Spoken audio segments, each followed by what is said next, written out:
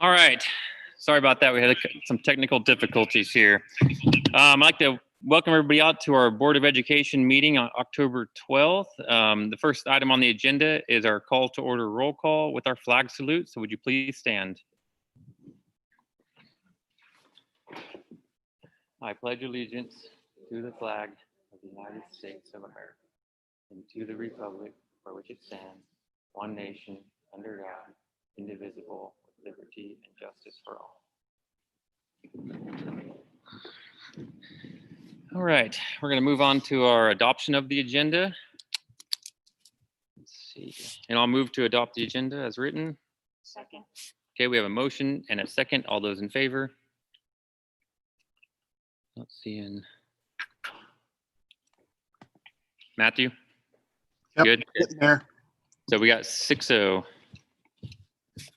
Okay, next up under presentations, we have the Aetna Workplace Wellbeing Award with Becky Mader.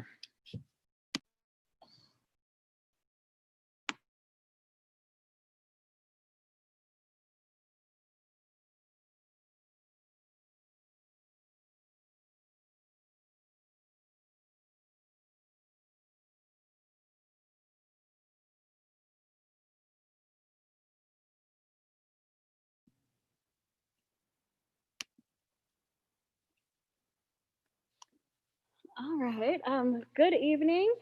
I am really excited to be here tonight to present an award from Aetna, the 2020 Aetna Workplace Wellbeing Award.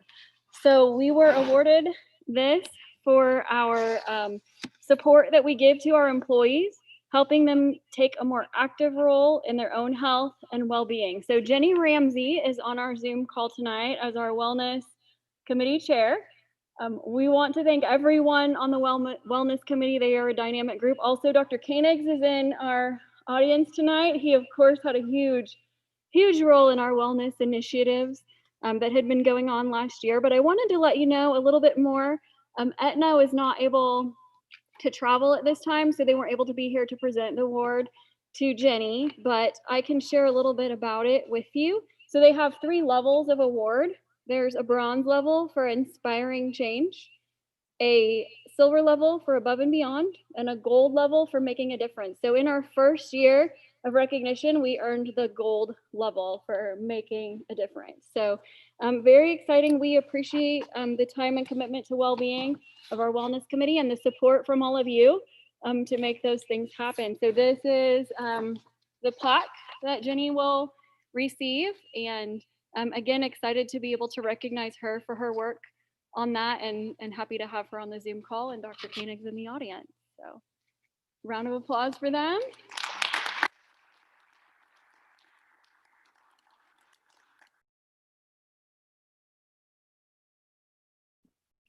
All right, thank you, Becky. Okay, next up, we'll move on to our routine action. First up, we have the approval of the minutes from the September 28th, 2020 regular meeting. So moved. Okay, we do have a motion and a second. All those in favor? 6-0. Okay, next up, under citizens and community presentations before the board, we have the DNEA with Joel Addis.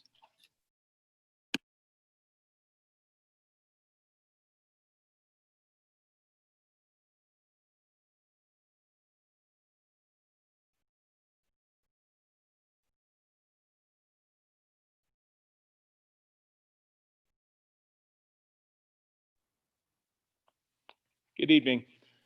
Joel Addis, special education teacher at El Paso Elementary and president of DNEA. I actually have a couple of things to share with you this evening. The first is, I need to mute myself.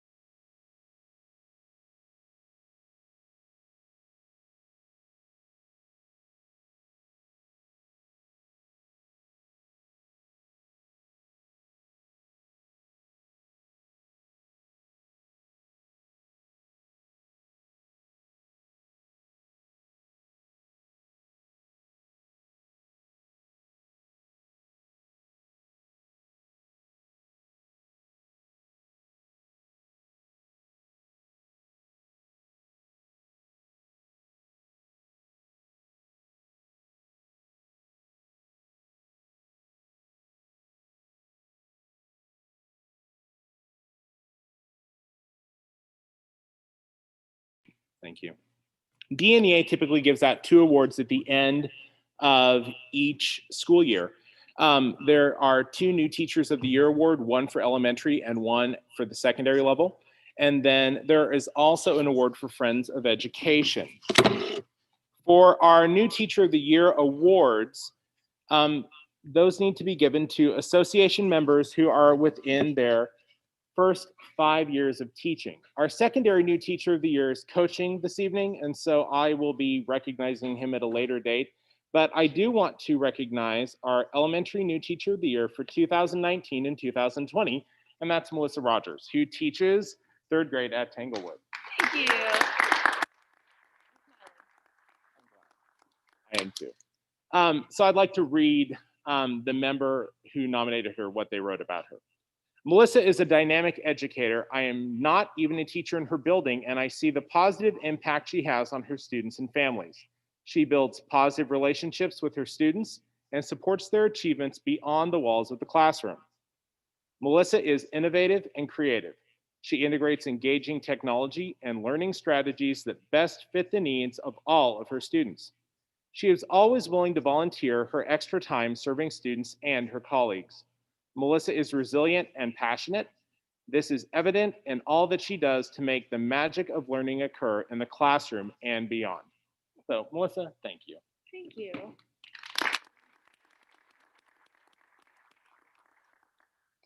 The next award this evening is our Friend of Education Award.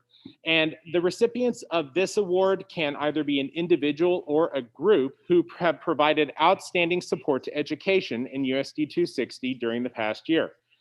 So this is a group of educators that's very near and dear to my heart, at least one of them.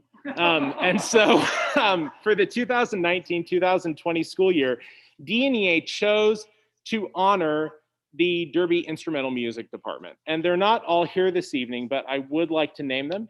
Adam DeVault, Rachel, I'm gonna get it wrong, I practiced, Villarreal. Yes, good for Mr. Addis. Dr. Wesley Despain, Victoria Griffith, Gray Bishop, Angela Addis, Alexa Blackburn, and Becky Schmidt. So the Instrumental Music Department has spent the last 3 years advocating for their program, speaking on behalf of their students to administration, parent groups, and their peers. They have consistently demonstrated the adaptability and professionalism that exemplifies the best qualities of Derby educators, even when the positions they were advocating for were not their preferred options. These talented teachers need to be commended on their efforts over the last 3 years. And so it's my pleasure to give that to you, this award to these teachers. So thank you for everything you do.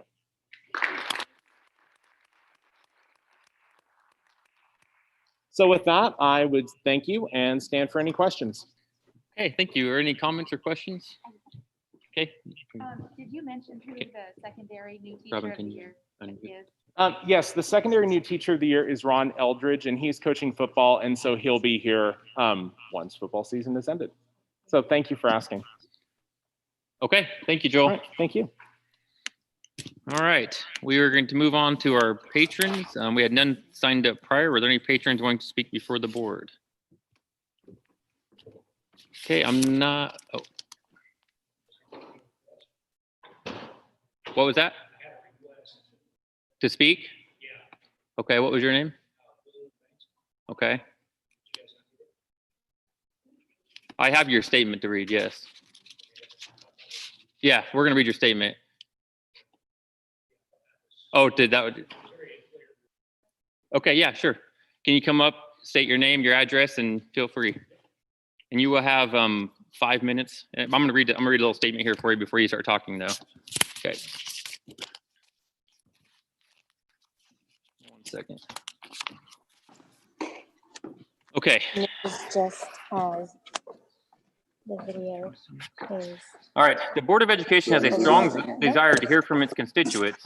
Please state your name and address, be brief in your remarks, and avoid repeating the views of previous speakers. I ask that groups with the same special interest appoint a spokesperson. You are given a maximum of 5 minutes to address the board. Comments should refer to ideas, suggestions, or any input, not personalities. The board shall not hear personal complaints concerning an employee or group of employees of the school district or any person connected with the school district. These concerns should be addressed through administration. Presentations must be in good taste, befitting the occasion and the dignity of the board. The open forum allows for the board to hear public comment, but there should be no expectation on the part of the citizen for a response at this time. The board will take your comments under advisement and conduct its business within the confines of board protocol. And then for time, who's going to be, okay, all right. Your time to be back over there on your left. Go ahead, thank you. William Bankston, 918 South Whippoorwill Road, Derby, Kansas. Good evening, board members and ladies and gentlemen. I'm a 14-year Derby resident, father of 2 boys who attend Derby USD schools from the kindergarten on. I want to start by saying I've got one in senior. I've got one as a freshman this year. I want to start by saying I have nothing but great experience. I have not had anything but a great experience with Derby staff, teachers, administration, even through these strange and unprecedented times. The reason I'm here tonight is to inform the board of the current quarantine process and procedures mandated by the Sedgwick County Health Department and force the schools to implement. They are broken.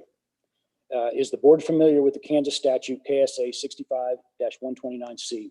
If you're not, I encourage you to look it up. The order of quarantine must be in writing at the time of quarantine. There are several people being sent home. Multiple people, hundreds of people being sent home on a daily basis, students. Parents are being issued very strong suggestions at best. Phrases like your child shall and shall remain at home is not an actual order or a quarantine. They're confusing, they're unclear. They lack the 2 of the 6 requirements to be considered an actual order, showing up a day later or never at all, in my case. I've spoke with many people on the Derby School District, as far as the administration, as well as Calvin Ryder, the school attorney, my attorney, as well as Kansas Justice Institute. The school staff has no authority to issue this order. Sedgwick County Health Department is too busy to issue them in the numbers they demand. I have spent a great part of my weekend visiting with many, many parents in the district. I don't know if this has ever been brought up before, but the overall opinion has been overwhelming. If your child is sick, we understand. He needs to go home if he tests positive or if he feels ill. They're the only ones that should be sent home, not the contact tracing subjects. Sedgwick County Health Department has a stranglehold on Derby Public Schools and needs to be held accountable. Asking our school staff and administration to carry out what is ultimately Sedgwick County Health Department's job makes for some very uncomfortable and awkward situations. Sedgwick County Health Department needs to issue the written letters of quarantine in the manner that they were intended to. It is not the school district's responsibility to carry out the broken orders. I visited with several other parents regarding this issue, and the feeling is very mutual. Either do what's right or don't do it at all.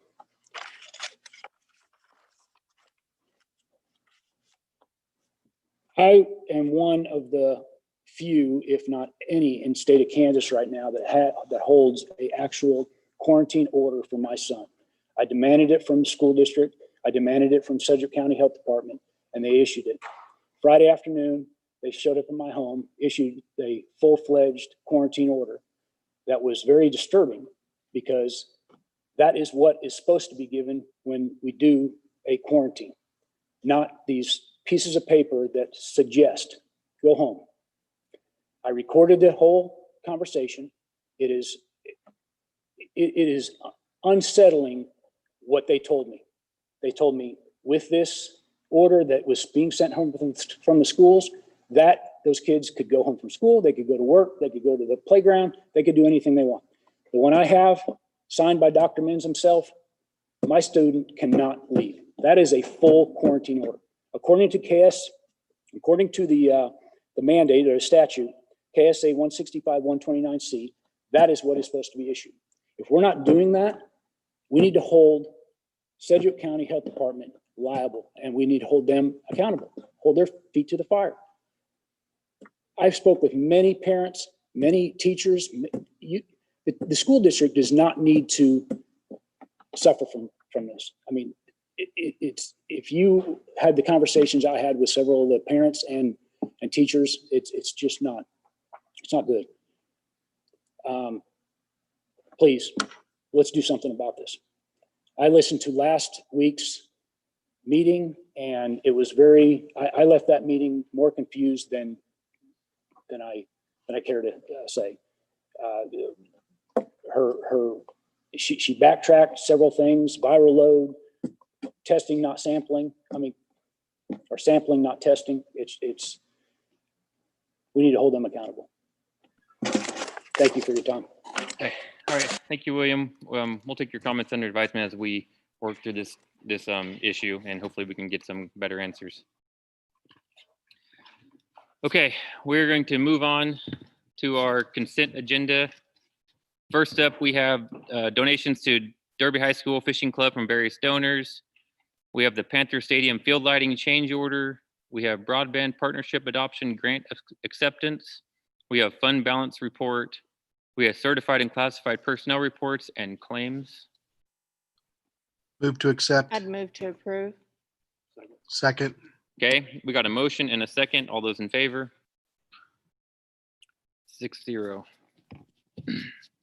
Okay, next up, we'll move to reports. Report 6A is our 2020 refunding update with John Regier.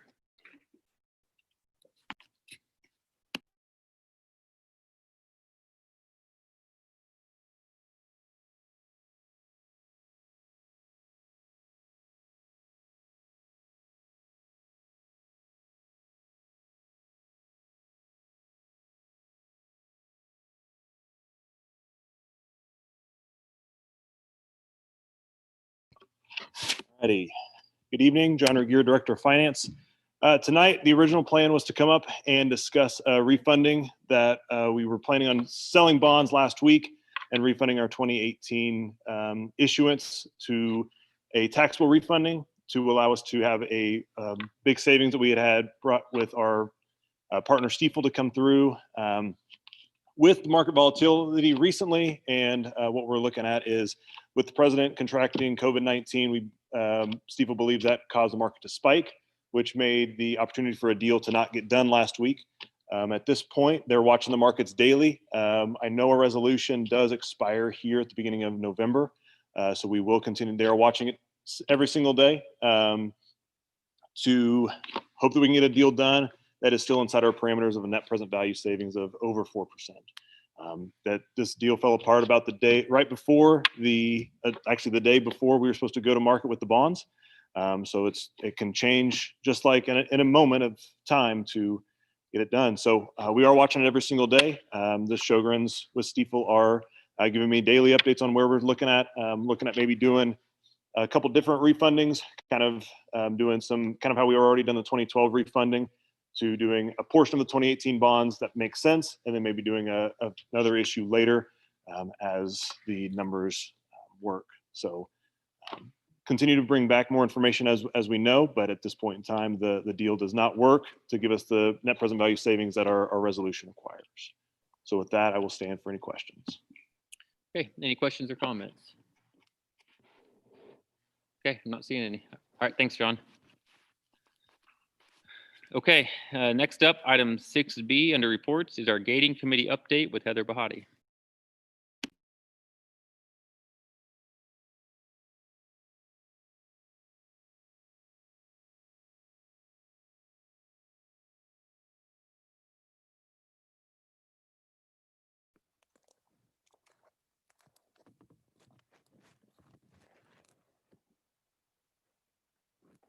All right, good evening. Heather Bahati, Superintendent. Tonight would like to provide you an update regarding the gating committee.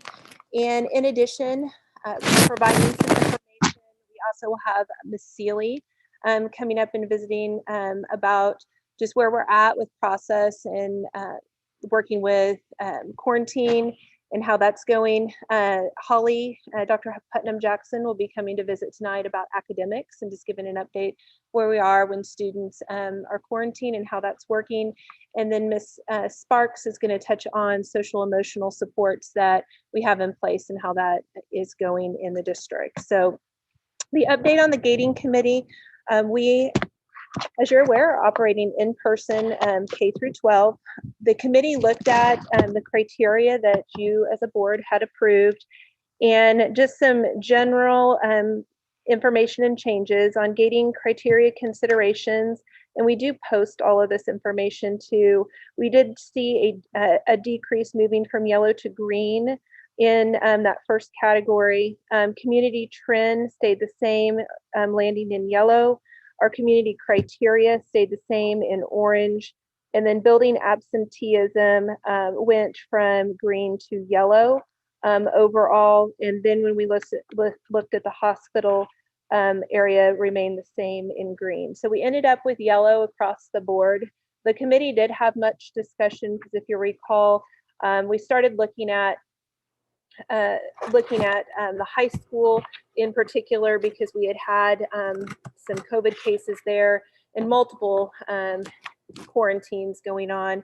So we did identify as a committee, when we start looking at absenteeism, attendance, we're going to start bringing, so one of the changes that we'll look at as a committee, a breakout of students who are quarantined. And then so we can see that absenteeism rate separately to be able to look at and work on decisions. And then also the other piece that's very important, because it's important we have and know our staff absenteeism information. So that's another piece of data that, as we have the committee meeting this next week, we will be taking a look at too under absenteeism. The other piece is safety security plan. We did leave that where it stands at this point. And again, those are all posted on the website for individuals to be able to take a look at. So with that being said, I will go ahead and ask Ms. Seeley to come up. And as she's coming up, I will say that she worked on, along with our communications department and also with Mr. Hamlin that had been working, and Ms. Hoyt, to create, and you have a copy of it, a flow chart, but I know there was lots of questions about the typical process the district takes to assist Sedgwick County Health in determining close contacts. And that's a visual guide that you guys have, and that is also available on our site. So with that being said, I'll turn it over to Ms. Seeley.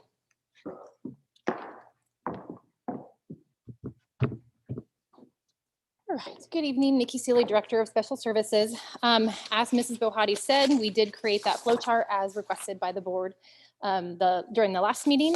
And it does give a breakdown of how we are helping the health department and assisting with those close contacts and kind of our process and protocol for all the steps that we take during the day to try and ensure that we have the least amount of kids as possible being identified. So with that, we receive the confirmation, we receive a confirmation from the health department, and then we start to reach out to teachers and coaches and then administration as well, thinking about lunchrooms, classrooms, any kind of after school activities. And we look at seating charts specifically. I know some of this we talked about the last time. And then once the case is confirmed, we work with them on the letter that gets sent home.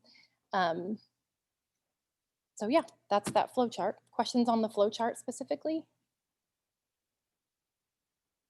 Yeah.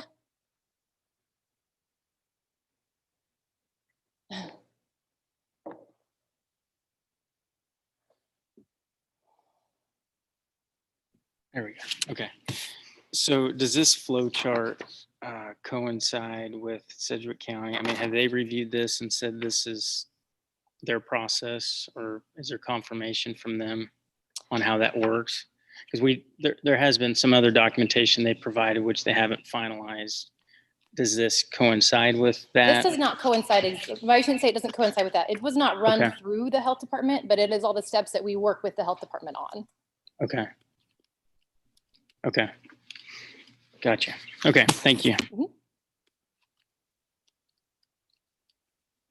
No? Yep, Okay. I've seen it. So I was also asked to kind of touch base on our process for when we are notifying parents at school. And so what we have been doing is we call all the students down that have been identified. The school nurse starts that sheet. And she also reaches out to teachers. We looks at attendance to see if kids were absent a day that we were looking at. And then we pull them into the conference room and we have them in front of us contact parents. We answer any questions that they might have at that point in time. We follow up with letting them know that they're going to get a letter that evening that comes from the school, but it's a health department letter, and that they get a follow-up phone call from the health department as well. It typically takes the health department 24 to 48 hours to make that phone call. Today we started having students actually call parents on speakerphone in front of us. We had a couple of miscommunications. So we did start doing that today and it worked out really well. We have some parents who are on their second round of quarantine, unfortunately. And it's just, yep, I know the drill. Thank you very much. You know, let me know what date I could come back. And other ones we have a lot longer conversations with. Questions on that one? Yeah, I have one. How many are having multiple quarantines? I don't have the Is exact that- number. I could get it for you, but it's, I mean, with each case, it just kind of depends.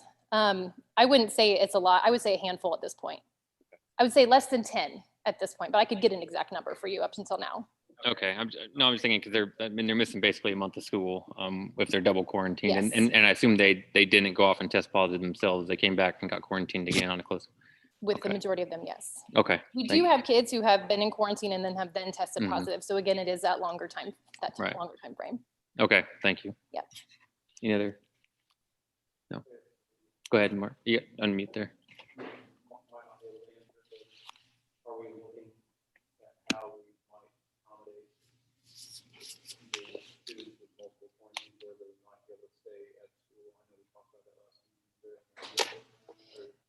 So I know, oh.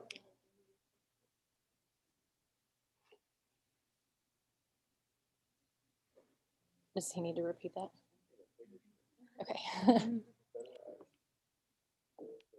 So the question I asked was, are we looking at how we might accommodate students that have been quarantined more than once so that maybe they can stay at school, but in a different environment where they can study at school? Sure. So I know we kind of talked about that at the last meeting. We haven't taken it much farther just because we've had a lot of staff. I shouldn't say a lot. We've had quite a few staff that have been out as well. And so trying to find someone to man that room is going to be our biggest, having the adult in the room to help guide with the whole point of them being there. The high school is set up pretty nicely where a lot of those kids can do that synchronous learning at home online. And so in that sense, they're set up pretty nicely with that. Do you have something? Yeah. I will just mention, we have just had some more informal conversations with principals at this point. We do not have manpower at this point to even attempt to do that. So I don't want to give false peace. I know we even have, I think, a principal out, Mr. Smith, there. And it is taking, I think it'd be fair to say, every ounce to even coordinate a lunch period at this point, with it. I think the piece, and you'll hear from academics, from Dr. Putnam Jackson about what is there between whether it's synchronous or what we're doing to get assignments and then returning assignments and taking a look at those types of things. But right now, we do not have staff to man another room, or because it requires them to have somebody go with them to restroom, to lunch, and I think that would be very fair assessment, he's saying, at this point. Real quick. So how are other districts doing this then? What are they doing differently that makes it much work there, I guess? I'm not aware of another district doing that. Yeah, I think as Garden City or one of the two, I know it sounds like they're doing something where they're doing in-school quarantine. I'm just curious on how they're able to make that work. Yeah. But, And I do know that there are districts all over that are not in Sedgwick County that operate, you'll see all different things going on. So I do know there's certain things that we do need to do since we operate in Sedgwick County and certain guidelines and those types of things. So, but I'm not aware of a 6A school district our size that is doing that, but happy to look into. yeah, I think it'd be important, and staffing I know is a concern. It's going to be, but another concern is also the emotional well-being of the kids that are sitting at home. So I know it's easy for them to get online and do work, but I do think if we could have them in school somehow, we ought to look at a way to make that possibly work. Maybe as we get kids going back in person at some point, we'll have staff members that come back in person, and we'll have more ways to do this. I think it would be fair to say that there would be great concern right now. There's, statistics right now that show there's 30% almost that test positive from close contacts. And I would say what staff member would be interested in doing that, with that, and making sure we're keeping, I think it's very fair to say our staff is working extremely hard. And the piece is, I think there is concern, and I think that would be very fair to say from several staff members about operating in person on a day-to-day basis, but to come when you're in contact with a close quarantine and you count off 10 kids and knowing 3 most likely could be positive, who would man that realm, about that. So I think that provides challenges. The other challenge that we have, and you just look at whether it's Derby High School, or if you look at any of our elementaries, where are you going to put them? And there may be some school districts, like you said, that have a place to put children with that. Right now, when you look at how we're operating and classrooms, I think that would be much, much, much of a challenge with that. So that Okay. is the concern. And I will mention just day to day right now, people are working, I want to say more than 80 hours to do that, that there isn't right now a moment to even just right now explore those types of things. It's trying to just run, I think it would be, I'm looking at our principals and everyone. I just want to be fair. If you're directing us to do it, that will then become a priority, but then some of these notifications may not be as timely, you know, or something. I think we have to just have some realization right now that everybody is running more than thin right now. And we don't know how that's going to happen. So we have had conversations with it. We just don't see that as an option right now. Okay. And you said 30% are testing positive at a close contacts. Is that what we're seeing in Derby? So is 30% of our close contacts become back positive as well? I don't have any of those statistics here. That comes from Sedgwick County Health Department that she provided you guys. She said 28% was the amount for Sedgwick County. Yeah. Yeah, that'd be interesting data probably to see, make sure that's We can write that down and get that for you. that's coming up. Okay. Yeah, no, I don't think there's any direction to immediately bring kids into the classroom, but I do think that would be definitely an important topic to look into as we see the ability. I think right now we're trying to get the challenge we have right now, and the teachers that are watching and staff, we're trying to get solid footing even on synchronous people, just to do that and keep track of kids coming in. If you haven't heard, I mean, kids kind of trying to get in on class, the technology to use, all of those things alone, let alone to put another layer to say trying to have another teacher spread thin, another thinness, I think is right now a breaking point for people at best. I think right now it is a challenge right now for synchronous teaching. I think it's a challenge with how they're operating. I saw, and I don't even know what it is, you know, you see lots of posts and lots of different things, and someone equated it to, I mean, you're trying to do this over here and you're trying to do this over here. And I think they just feel like they're so spread and trying to do the best that they can, you know, with that. So I think that's important, and they're doing an incredible job trying to educate. So I think trying to get that in kids, I think Dr. Putnam will talk a little bit about what we're trying to do when kids are out and what that looks like, because that right now is a challenge. How do you either get engaged with a class or how you get your assignments with a class, and some of those conversations is that kind of that first step that we're looking at. So with that, I will turn it over to Dr. Putnam. Go ahead. A few questions, if I can. I'm sure I'm muted. Okay. If that's okay. Yep. Okay. That was one of my questions I had, was on the close contact percentage. I think Mark mentioned this at previous meeting, if we're keeping track of that data, because my suspicion would be, and this is just suspicion, that our percentage might be lower just given the circumstances. You think about Sedgwick County and the amount of close contacts. I would imagine a lot of those people would be family, you know, that they live with the people kind of thing. But I don't know. I mean, that would be my guess. But if we've got a kid that's maybe not socially distanced, but 3 to 6 feet apart, has a mask on, I wonder if there's a lower percentage. And to me, having that information would be helpful as we're trying to figure out what makes sense. Because then I think the next thing is, because I think you all are taking on stuff that you probably shouldn't have to, right? With dealing with quarantines and interpreting health department guidance. And so I think as a board, for me personally, knowing how we can advocate for you all, maybe with Sedgwick County, and trying to have some more coordination, some more resources from them to maybe be on site and do stuff you're doing right now. So again, me personally as a board member, to know what we can do to help, I think that would be helpful too, because I'm not afraid to talk with somebody about it, whether it's Sedgwick County or whoever, or talk with those districts that are doing something maybe differently. And like you said, they may be smaller districts that it just doesn't make sense for us to do the same thing, but to have some of that data and then take it to maybe advocate and try to figure out how to do it better. There's no doubt that you all are working hard and trying to figure it out. And it's stuff that, again, I don't know that you should have to do. Well, and one thing I'll say on that, we do have, when it comes to all of our students or staff who have tested positive, we do have like their activities and whether or not they're on transportation. We don't have like the web of this kid got it from this student. We can see if they were in quarantine and then tested positive. That's a pretty easy report and information to run.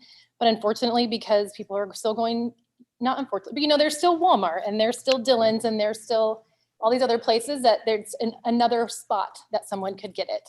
But we do have, like we said earlier, the activities, like when we had, you know, the cluster with the football team. And if we have someone who is in, you know, tennis or cross country or debate or whatever, we do have that information just so we can kind of see if it's that specific cluster of students. But we can try and look at the web. It's just, it gets to be a little spidery of a web. Again, it's not really in your job descriptions to have to do, I mean, I know you're not contact tracing, but trying to put that data together. And so my follow-up question would be, is Sedgwick County taking that data and putting together something from it? I mean, are they utilizing the We'll data definitely ask that question. We'll get in touch. I will tell you, they've been great to work with and responsive when we call. So if you have that question, we're writing it down. We will work to get an answer for you on that. And do we have something specifically for Derby so we know what percent that is?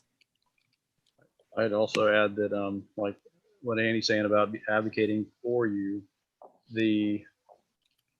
I don't think anybody doubts one little bit that you're taxed to the nth degree, but this is our new school year and it may not change. And having parents with students that aren't able to stay at home, maybe for various reasons, and have an unsuccessful school year, that is not the option either. That's our responsibility, is to go the other direction. So like Andy said, you have to tell us what you want. And if you don't know, then we need to call in somebody that does. But having this situation all year round and having maybe somebody missing 2 or 3 months of school, that we failed.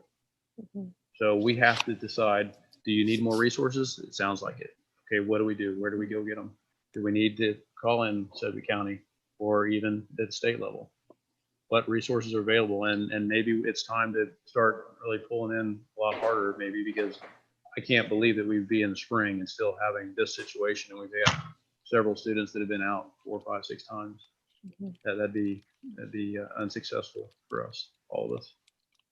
I think if you're ready, Dr. Putnam will talk about kind of what you're leading to. What are some of those things that we are doing academically? It is a balance, like you said, you know, just with the question of making sure we're keeping staff and students safe with if they could potentially be. But I know you've been working hard with academics and with the staff. So we'll turn that over to you.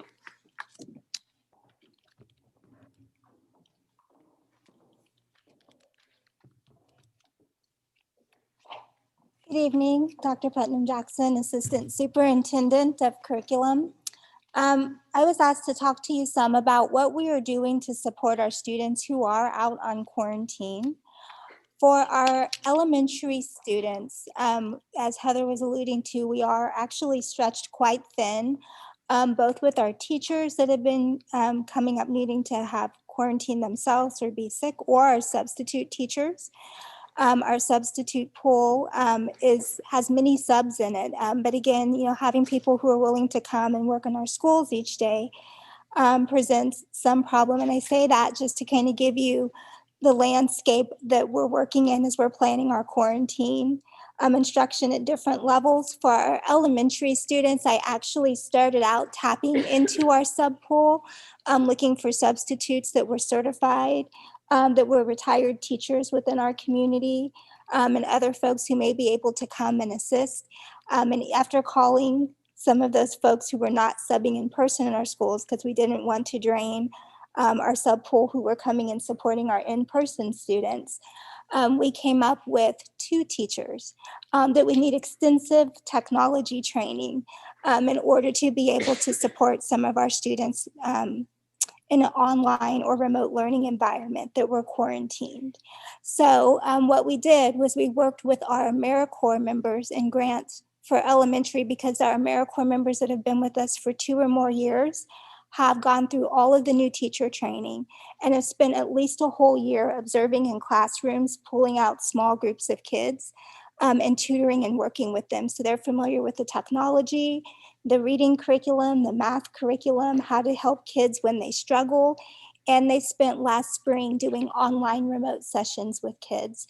and they work with the classroom teachers. So we have set up a system of support where when we get notifications, so we run a report a couple of times a day. When we find that a student in elementary is on the quarantine list, that same afternoon, the teacher and the principal and the parent receives an email, as well as a letter that goes home when the student goes home and says that you are going to be receiving quarantine support. Your assignments are in Google Classroom, and you have a AmeriCorps member who is assigned to your grade level who will be going through your student's assignment and providing them with individual support, as well as lessons for math, for reading, and then also for intervention. So that's the way our quarantine support is working right now at the elementary level. For middle school, when a student receives quarantine notice, that same letter goes home. And in that letter, for the academic support section, it states that the student is able to access their course materials online in their Canvas classroom. If the classroom teacher is one of our middle school teachers that already teaches a remote group of students, our middle school principals are checking in with them to see that they are inviting those kids to the remote section of that middle school class. Not every class is offered remote, but most of your cores at least are, so that they can continue to get some of their core classes as long as their teacher is the one who is teaching that remote class.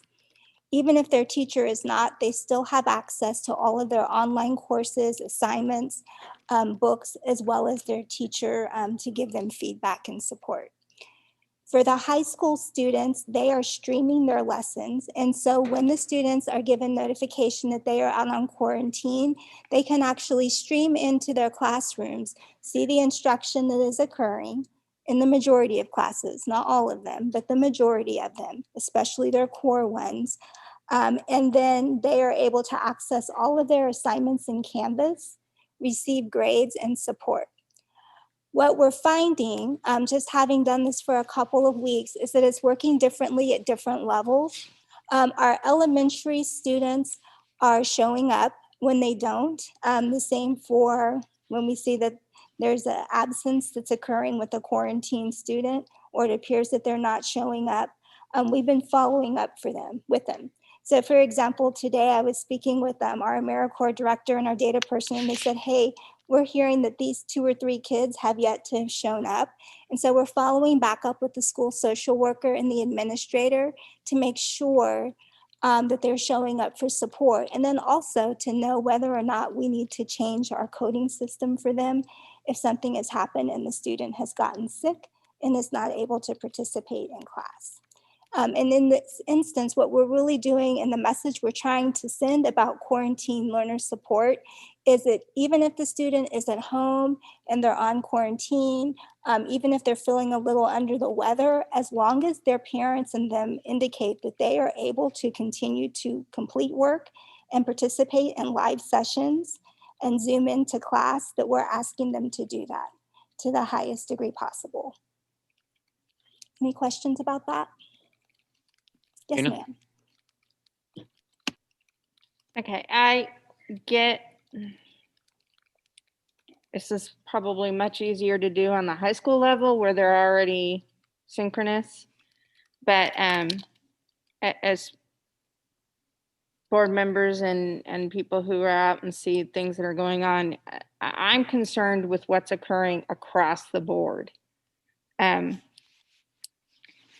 seems as though we're kind of missing some kids in there. I don't say kind of, we are missing some kids in there if you listen to what some parents are saying. So I guess my question is, how are we making sure who's contacting these kids? Is it the principal's responsibility? Is it the teacher's responsibility? Is it the social worker, like you said just a minute ago? Mm-hmm. Who's in charge of contacting to make sure? And are we actually making contact with the parent and speaking to that parent and not just sending a note or an email and they don't know that we're contacting? Yep, so I hear Mr. Smith is coming up, but we also, just so you have an awareness, and I know Luann Sparks is coming up as well in just a moment, but we have worked with our secretaries, so we had, as well as Miss Seeley, about a week and a half or so ago, once we were finding that there might be some students that were missing, we had a Zoom meeting with our nurses, our social workers, and our secretaries all on the same call, and kind of communicated procedures and a flow chart for making sure that when a student is not showing up, that we're catching them and checking in on them through email, through phone, all of those things, whether it's from the teacher, the secretary, the social worker, or in some instances, a nurse. But I'll let Jeff speak about what that looks like at his school. And one more thing before he says, I'm assuming that all those things are documented, that you tried to contact a parent, correct? So They're you can supposed go to back and document the say, attempt in Skyward. And then also if they send an email, they're supposed to keep the email. And that is a good point that you make, because with our Skyward system, parents can also go on and log in to see attendance and see how kids are doing in school. So that's a very good point. We'll turn it over to you to say what that looks like at the middle school level. Thank you. Jeff Smith, Derby North Middle School principal. And several of your questions I can shed a little more light on from just the Derby North Middle School perspective. When you talk about quarantine and you were asking, why can't we bring these kids back? We've been very lucky and have had one quarantine episode, but that involves 77 students. So if you were to ask me, if there was a board directive that I had to house those 77 quarantine students in Derby North, I challenge you to find me a place to do that. I'd like to invite each and every one of you to come to Derby North around lunchtime and see how we work that, because our main directive is keeping kids safe, keep them social distanced, remind them to mask up appropriately. And if you're to say, how's the school year going? I'm going to say it's going fine. But I'm also going to say it's very, very difficult, but it's going fine. One of my biggest responsibilities as a principal is to keep my students and my staff safe. Everything else comes after that. So I take that charge very seriously. So in racking my brain about how I could bring those quarantine kids in an instance like that, I would really be unable to do so safely, nor would I be able to staff that safely. With that being said, my next directive to myself would be, how do I meet the needs of those students? So I'm going to answer several questions in one in my explanation of that. We used to have attendance meetings once a week where we would pull our attendance data, get my attendance clerk and all my student services folks. That would be social worker, my Pando people, their interns, counselors, my attendance clerk, and we just do a data dive and see what's happening. It's much more difficult this year. We've been really spending a lot of time with the people that are remote because we have about 200 kids that are on remote. And I would say half of those take remote seriously and half of them are not. So we're spending a lot of time contacting those people and saying, our change window is coming up. What are you going to do next quarter? Because I take their education seriously. Now those people aren't here, they're not addressing you, but I take their education very seriously as well. So we're working very hard with that group so that they have the knowledge they need when they got their survey last week to decide what they're going to do for second quarter. So we've been spending a lot of time contacting parents and saying, have you looked at the grades? Your student's saying he's online, but our records show that he's not. So working with those families. Now, we changed gears a little bit when we had our quarantine. And I'll be the first to admit, we weren't as ready as I thought we were. And I based that on the changes I would make now in retrospect. So what we're going to do this time, just like last time, we're going to beef up our Canvas support. We're going to make sure that we have as much on Canvas as we can. And we also know when the kids come back, we've got extra work to do. Encourage the emails back and forth, that kind of thing. But I want to check in with those students every single day now. So one thing that's nice about the middle school is we're a true middle school, not a junior high. And that's a very, very big difference. Everything is team-based. In a junior high, you've got a science wing, a language arts wing, a social studies wing, and a kid walks through just like they would here. In a middle school, a kid is assigned to a team. He or she has a team of 5 core academic folks that is basically their school family. So the next time we have an outbreak, and I'm not going to kid myself and say we won't, that we're going to have, we have a letter that we've taken. Of course, we have the Sedgwick County letter that you've been discussing, but we've been working with Katie and several departments that we've made a school letter now that is much more clearer for the parents. I've got a folder on my desk called my COVID Go packet. So if something happens, it's all there. So I'm going to make sure the student that gets quarantined, if they have a specialized class like Re 180, System 44, English language learner support, they take those things with them. Computer, charger, just all those things. But it also tells the parent what we're going to do. And it also lets them know that every day that they're going to zoom in to their team's planning time. So if they're one of the 6th grade teams, there's going to be a Zoom link that they all have, and they're going to be required to check in every day. They can ask questions of their 5 core teachers. Now, is it all A? No, our system's not set up for that, but 5 out of 8 is going to be great.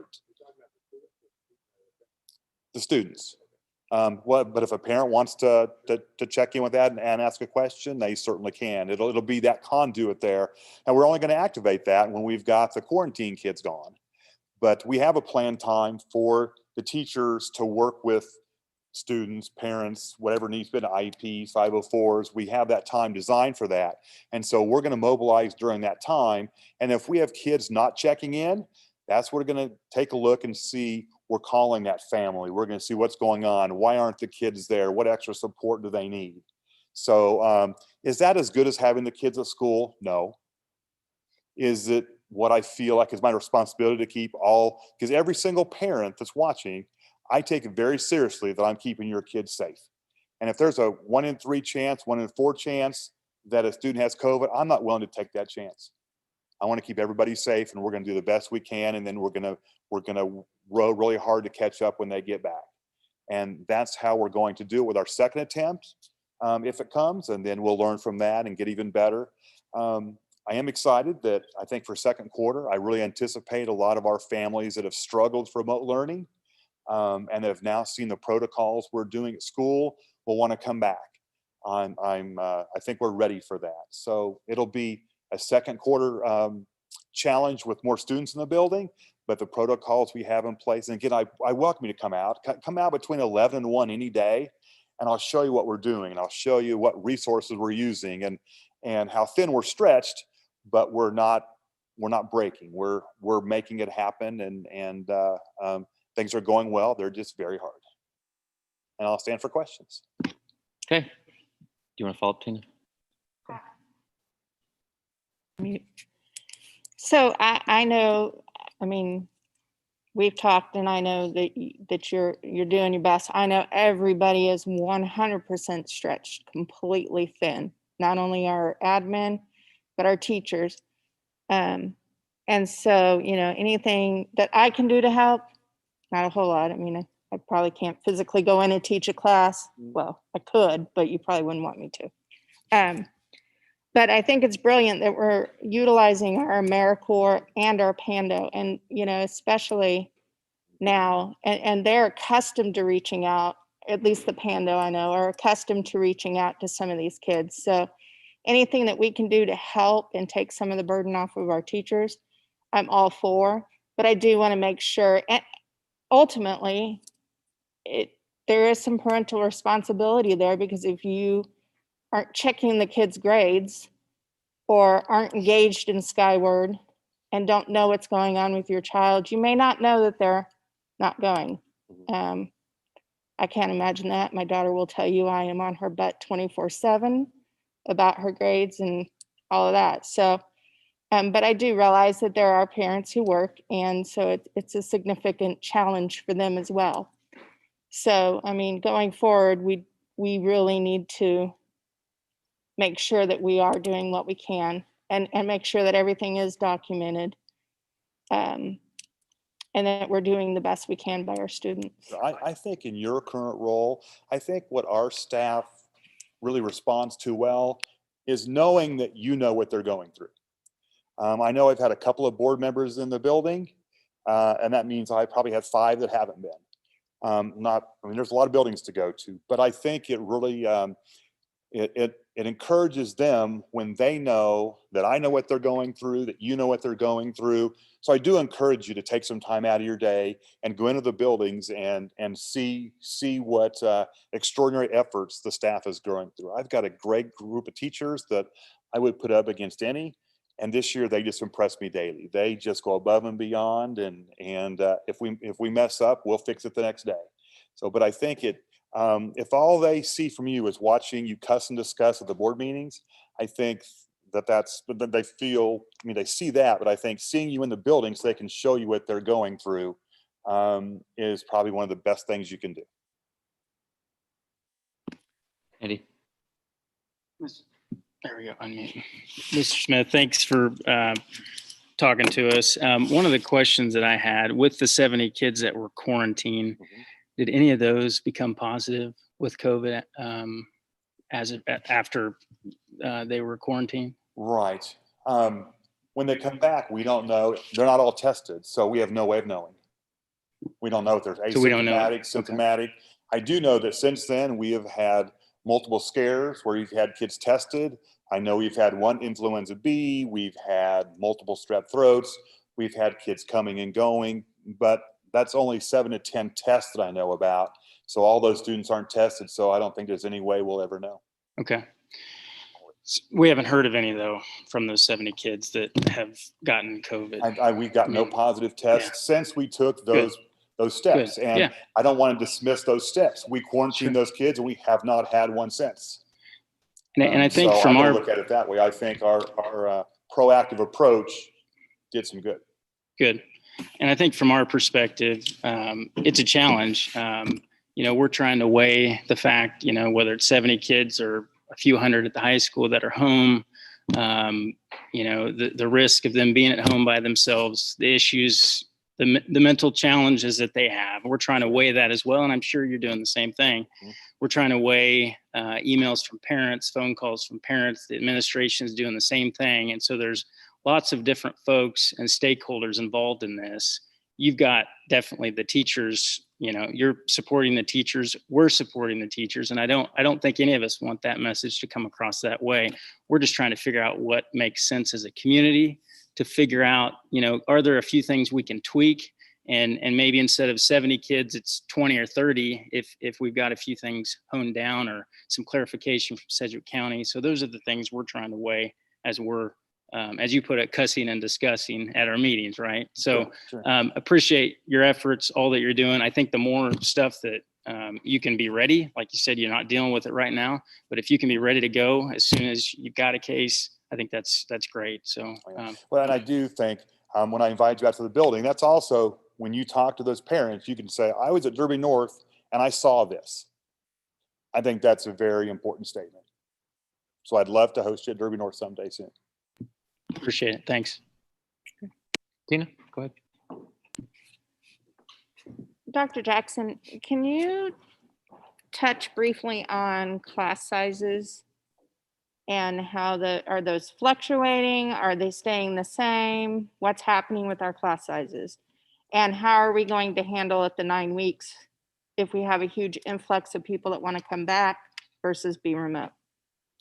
Yep, so our class sizes are largely staying the same. I think there's maybe 1 or 2 schools where we've continued to have new students come, or we've had some remote students that we did go ahead and need to move back into the classroom for one of our reasons, whether they were special ed, special needs, military, a new medical diagnosis in the home, or they had something where we knew that there was not going to be any supervision because of a change that might cause there to be a challenge with the student staying at home. And so we have made some exceptions, but by and large, we have tried to keep the classes consistent as much as possible.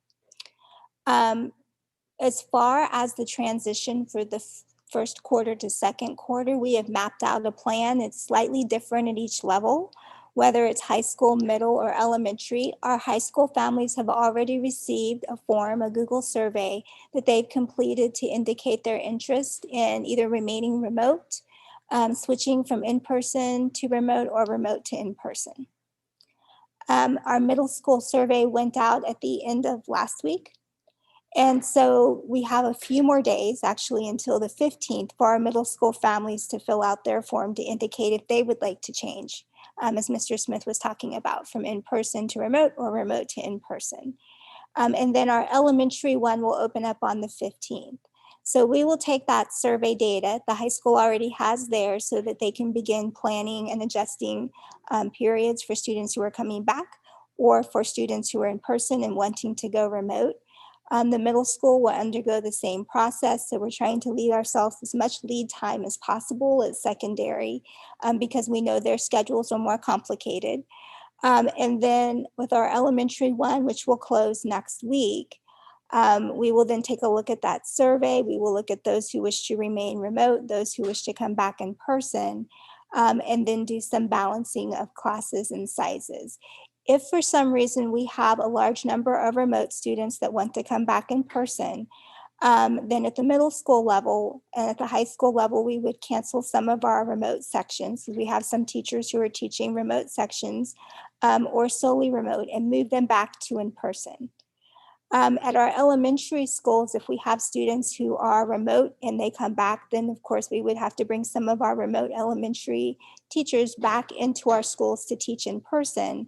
And then depending upon how those numbers shake out, we would end up shifting some of those remote learners to a different remote teacher's classroom. You said that there are some schools that the class sizes are growing because we have new students moving in. Mm-hmm. Have we looked at how to balance those courses out? Because I'm assuming that we have some elementaries that maybe don't have that problem, that don't have kids coming in. Mm-hmm. Have you looked at balancing it district-wise as opposed to an individual school? Yeah, so one of the things that we have done is followed our class sizes and transfer processes that we've employed in previous years, where we keep at our regular class size, and when those class sizes get to where they're at or above that typical class size, we do forced transfers of those students to a different school that has a lower number of students in that same grade levels class size. So we've done some balancing that way. Okay, very good, thank you. Any other questions, comments? Matthew? Okay. If not, we have Ms. Sparks for social emotional to come up and share information. Appreciate Mr. Smith on the flight. He was not planned to speak tonight, but thank you for coming up and sharing some information tonight.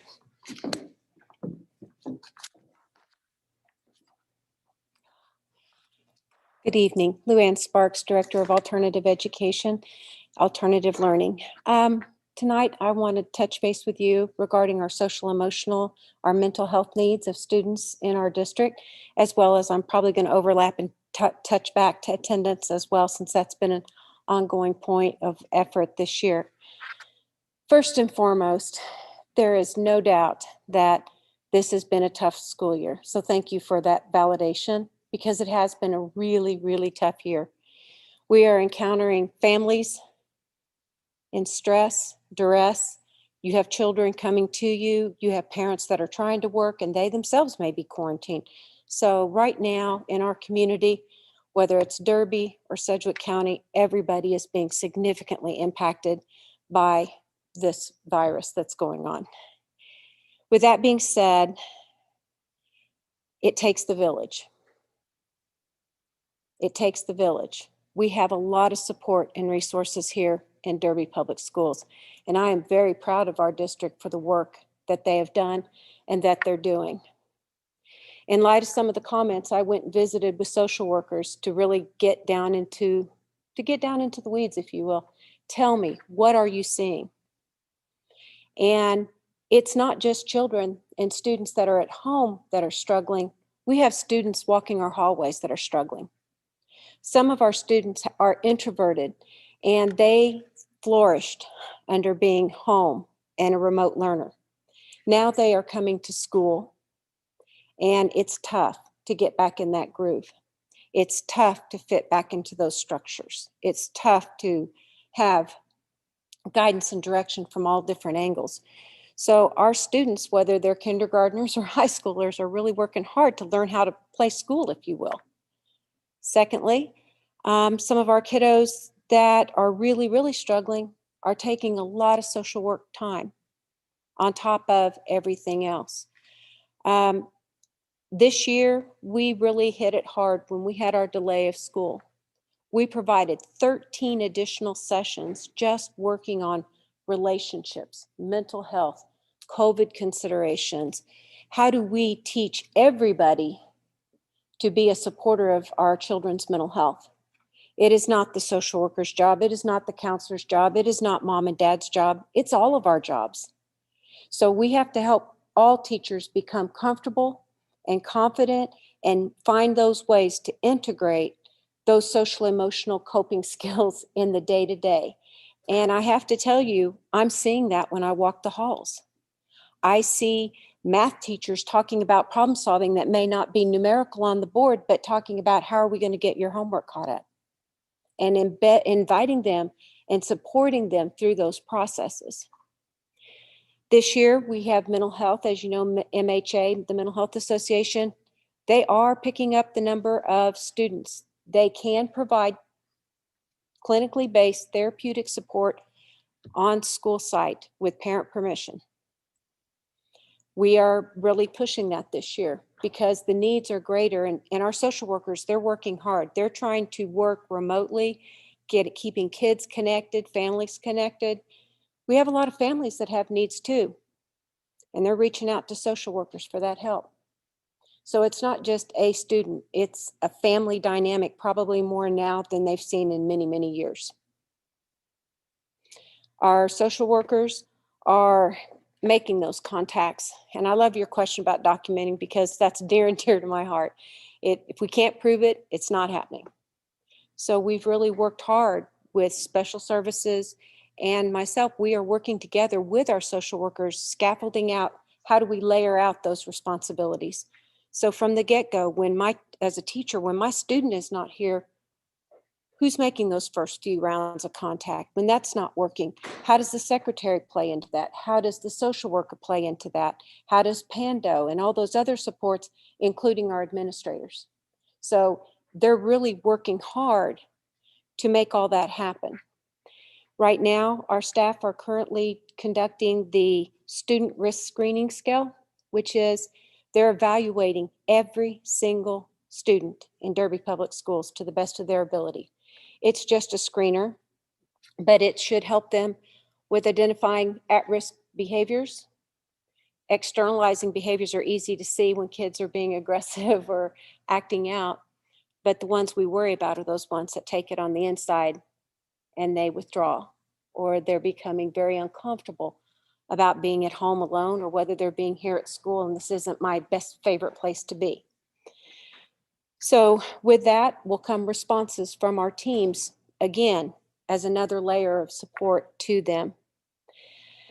Our social workers are working on building out their technology, and they've established resources online to help parents. And we need to make that easier and easier and easier. We are working with other social service agencies, and we're all realizing we have to lean together in this because the needs are great. So we are working together to see how do we combine resources with the City of Derby or the United Way, and how do we bring those so that parents who've never had to ask for help can do that with maybe a little more grace and a little more help and support. So as we look at this, we're doing a lot. The needs are great. It's not just for our remote learners, it's for our learners here at school too. And I cannot tell you, we really need our parents, if they have concerns, we want them reaching out. Please reach out to that child's social worker or that counselor, because sometimes what we see are just little pieces, and we need that communication to help. And we are here ready to help. In 24 days, one counselor had 275 contacts on a log sheet. And I said, could you show me? She said, yes. That's a lot. And that's on top of all the other things that she's doing. Our folks are working hard, and we're given 200%, but some days it's not enough. But they're working hard and we're making it happen. Also, in our family engagement series that we did with our families, we offered several mental health support and resource sessions that were attended as well.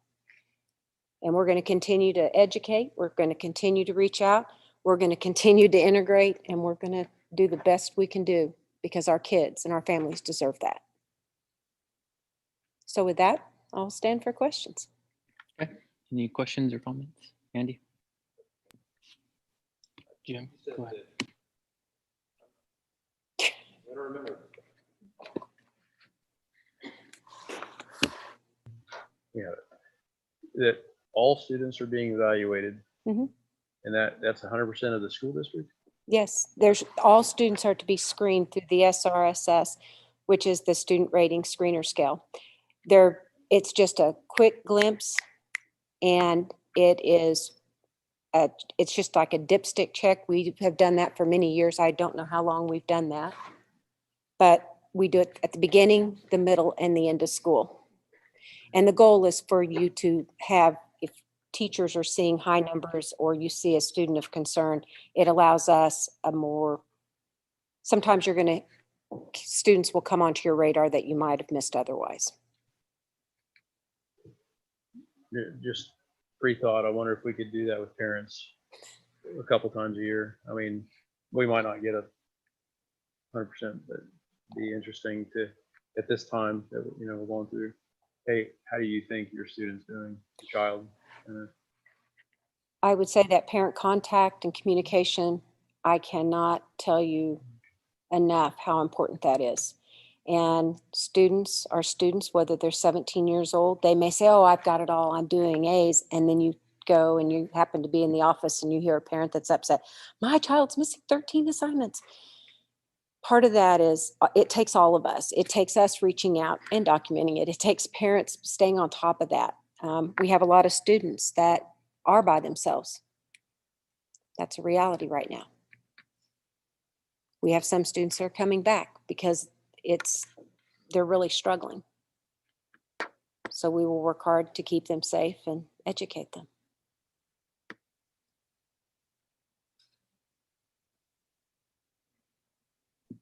As far as you talked about kind of the increased need and the amount of, did you say contacts that the one counselor had, 200 and some?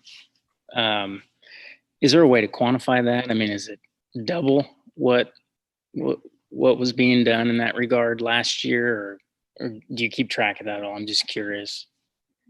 I know that those are private records, and I know that counselors as well as social workers keep logs. Do they share that with me? No, because that's private. But I have been having those conversations with them because I was shocked. And they showed, like this one counselor showed me things like students that are at home all day long. They're reaching out to that social worker on instant message or filling out a Google form that says, hey, I need help with this. I mean, it's not always serious mental health stuff. It's just interactions and that isolation. And we're also working really hard because right now we've got some kiddos that are really struggling. Yeah. They are struggling and they're here walking the halls and they're struggling in those classes. And, when you have staff that are working hard, they're trying to keep up. It's tough. Right. Okay. But I did ask them to keep count just because. Yeah, no. And I'm not talking individual. I'm just from a macro level, more interested. It's more than doubled. It's almost triple what they're normally, but you've got to keep in mind too, because I said, oh my gosh, I was blown away. But she said, you have to understand that some of these students are at home and they can get a hold of one of us easier than they can get a hold of a parent at work. Yeah. So. Okay. Yeah. I mean, personally, I think one of the biggest risks that we have, and I think we have as a community, is mental health, and and through some of the gating committee and feedback from mental health professionals, just kids that are looking to take their lives or whatever. To me, that's a very serious risk that we have, and have to weigh that against, everything we're going through with protocol at the same time. So that's a huge concern for me. So I appreciate everything that you all are doing and trying to juggle that just like everybody else is juggling everything else. I don't want to exclude just that piece to kids that are at home. We have a lot of students that struggle that walk those hallways too. Right. And when it comes to mental health, it's their needs. And we have walking wounded in the hallways, just like we have some at home too. Mm-hmm. Okay, thank you. Mm-hmm. You're welcome. Robin? Yeah, I just have a couple of comments, and I think what I'm really hearing, and I know everybody is maxed out and everybody is working so hard, but it's adaptability and flexibility, and we're learning as we go. And I think we learned a lot from the first quarantine, and we're getting better at that. I'm hearing about the surveys that are being sent out to make the adjustments for second quarter, the mental health pieces that are going on. I love the fact that we're, meeting it during team time, with our students who are quarantined, making those contacts with our students and our parents, and keeping in contact with them and documenting everything, like Tina was saying. I just think that when we're doing the best that we can, and then when we know better, we're going to do better. And I think we're going to get better at this, and it's going to be ever changing. And I think we're going to be in this for a while. But I know how hard everybody is working. And I just want to give a shout out to all of you and administration, as well as our teachers and our support staff, because I know that they're just working their tails off right now. So I just want to say that. Thank you. We appreciate that. Thank you. Okay. Thank you. Okay, I just have a couple follow-on comments overall for your presentation, Heather. So first, thanks everybody, all the levels that they're doing, from elementary, middle, high school administration. I know it's a year we wouldn't have expected last fall, obviously, and even into the spring, but it's been difficult. So thanks for everything everybody's doing. And with that being said, I also want to be very clear that no one up here on this board sits up here and just, I think the term was cuss and discuss or rambles and makes directives without being in the know. I mean, we are doing homework as well. Our teachers are vital to the district, and we understand that. So we also have a different perspective we have to look at from across the whole district and the community. And so there's other things that we're thinking about as well, and it is very difficult. But we just have to ensure that, at least for me, that we're looking at the whole picture. And so that would encompass teachers, students, staff, admin, and families. So, and I know everyone's doing that, but that's kind of where at least where my perspective comes from. So while I might not have walked the middle school or other schools right now, there's research being done, and there's care in the comments we make. So I just want to make sure that no one's misunderstanding that, maybe some of our discussions as not understanding or caring with how the teachers and the staff are doing their jobs. So, but I don't see any other comments unless Matthew, I don't see him, has anything. So we will move on to our next report, unless you have anything else in this one, Heather. No. Okay. So our next report is our Special Services Report, item 6C, with Nikki Seeley. Okay,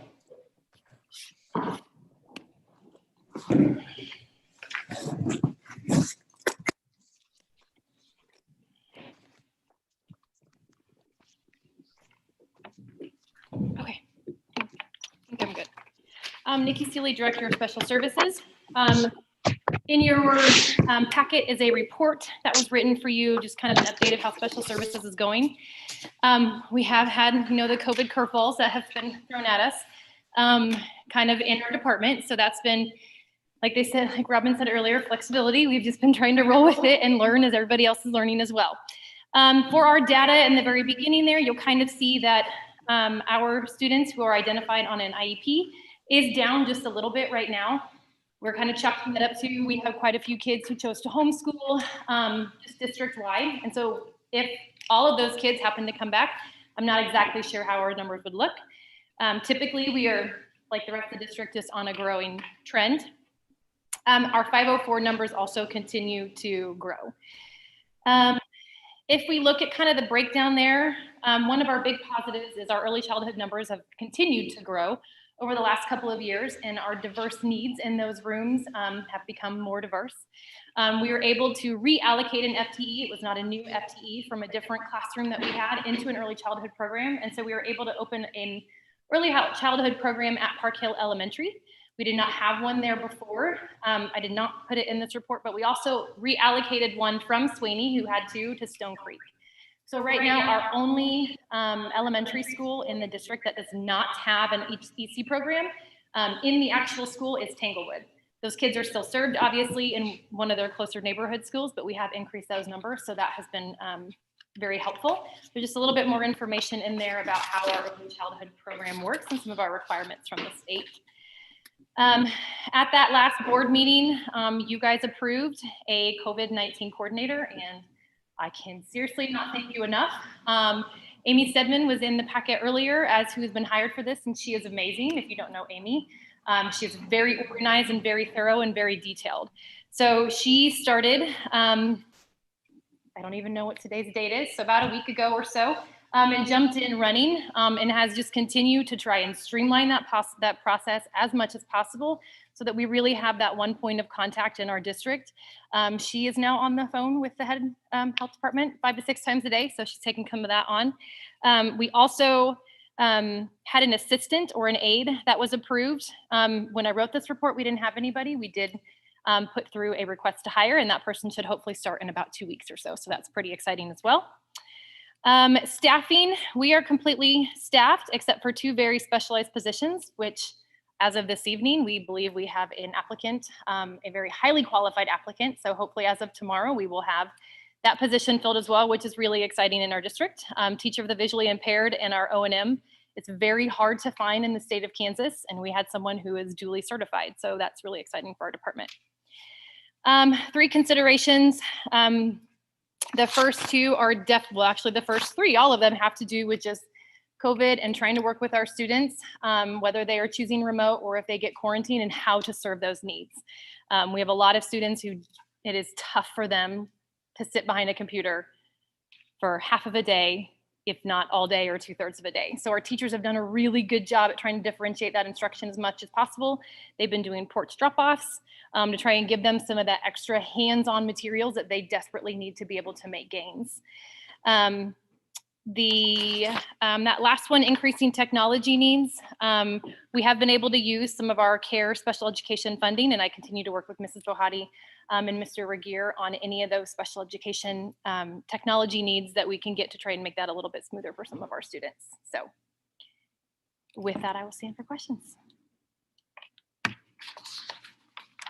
There we go. Okay, Tina, go ahead.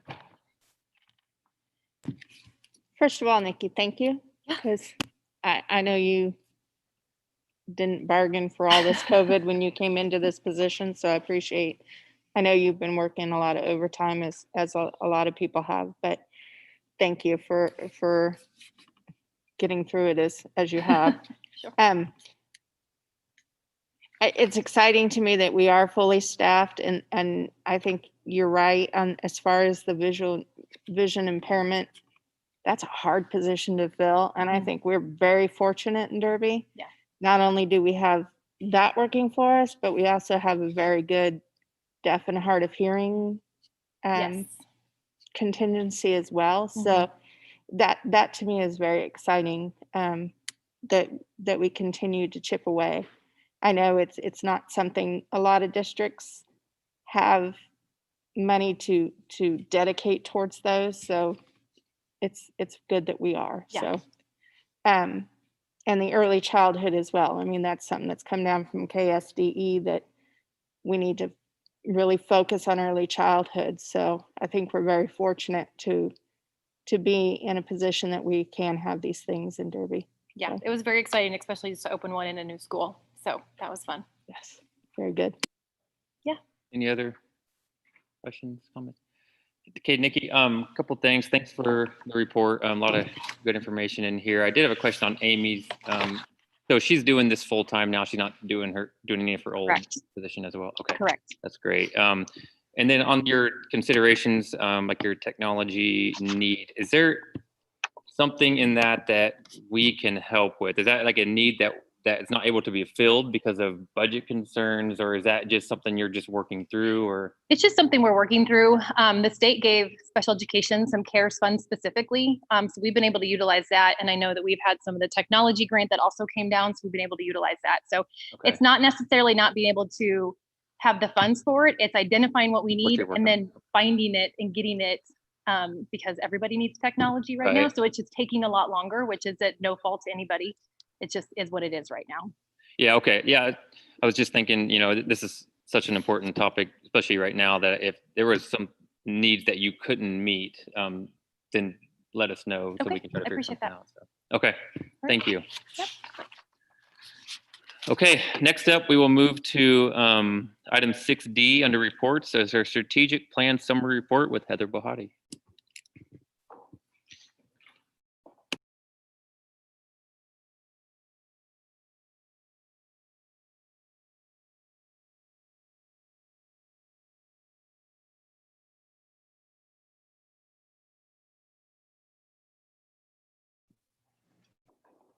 Good evening again, Heather Bohati, Superintendent. And tonight I'm going to have several of our directors that chair the various strategic plan reports. So this is our first report to talk about strategic plan goals. These are also the board goals, and to share the progress.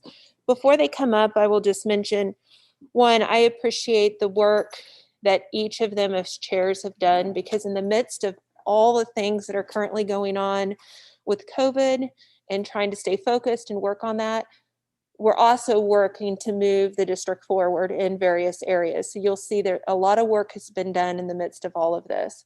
In addition, there's a lot of individuals and staff members across the district that you guys had approved to be on these committees that have also committed time.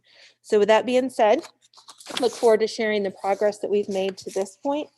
And we'll start with strategy 1, and that's Katie Carlson, who oversees this one. And this is communications.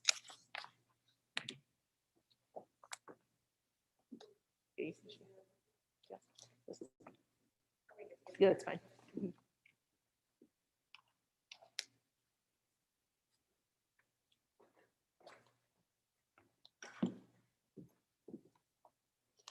Hello, it feels weird being up here and not watching from back there, but she said Katie Carlson, Director of Communications, and going to give an update on our communication strategy.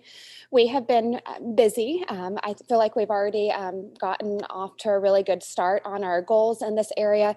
And then I think COVID, it's added a layer to everybody's job, but it's really shown the need for increased communication and doing some of our focus areas, working on them a little bit earlier and making progress in those areas. So our 4 focus areas within communications this year are increasing the focus on diversity and inclusive communication, continue building a culture of communication across the district, continuing the logo refresh and implementing brand guidelines, and continuing a focus on safety communication. On safety communication, I don't want to go too much into that other than what you guys already have in the report. I know that you guys heard from Matt last time, and he shared a great update on what he's doing in that area. In the report, there is the safety letter that was one of our direct or specific results that we said we'd do this year, and that was the annual safety letter that would go to all students and staff at the beginning of the school year, ensuring that they know not COVID safety protocols, but the regular school safety protocols. What is our standard response protocol? Who are our SROs? How to report an anonymous tip? Those kinds of things, just making sure they're aware of where that's located and the terminology. So that was sent out, I believe on September 4th, if I recall the date correctly, but that was sent out to all families and staff. And then per the direction of the Strategy 1 committee, that letter was also given to our building leaders and anyone new that enrolls throughout the year. We ask that they also provide that information. That way, when they're getting a message or a Sky Alert that has about a lockdown or something like that, that they're aware of the protocol and what we're doing at our schools. In the area of the logo refresh, I'm really excited. We are right in the middle of Cooper Elementary's logo, which is, I'm always excited about all of our logos, but that's one that's getting a brand new building. So it's really going to have a prominent look on that new building. And I'm just really excited about that process because Mrs. Eastman there and Stephanie Dunback, who's working on her admin license, they are just taking it to another level. They're just not having the kids vote, but they're really working on that civic engagement process and tying it into the election. So they're doing campaign posters and things like that. So really getting students more involved and not just, clicking, looking at a picture, but they're sharing a video this week. They are voting this Friday. And then we are anticipating that we'll bring that to the 26th board meeting. So moving ahead in that area. And in the area of just building a culture of communication across the district, I mean, I think that that's, again, kind of we've been very busy with that anyway, but especially with COVID. And we have continued our board meeting summaries after that, thanks to that multimedia stipend and getting a little bit of extra help in communications. We're kind of streamlining that process a little bit. So we're getting that out even quicker to our staff the next day. So that's been really nice in that area. But one of the big focus areas this year is really going to be the inclusive communication and focusing on diversity. That has been very prominent, I think, again, because of COVID, but we've really seen an increased need of translations and people needing information in their native language.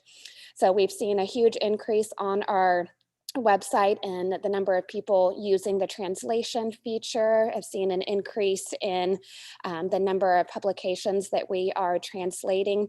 And then we have also been working with Liz Loera, among other people that translate, but she's been doing a lot of I would say proactive translations for us instead of reactive. That way we are more prepared to get it out right away in a language such as our district Skylert messages. There's a lot of surprise Skylert messages sometimes that we have to send out, but we do have a pre-planned list of messages for the year, and she's already translated all of those into Spanish for us. So we have been busy. With that, I will stand for any questions. Any questions or comments, Katie? No? Okay. Oh, go ahead, Robin. I'm going to say one thing.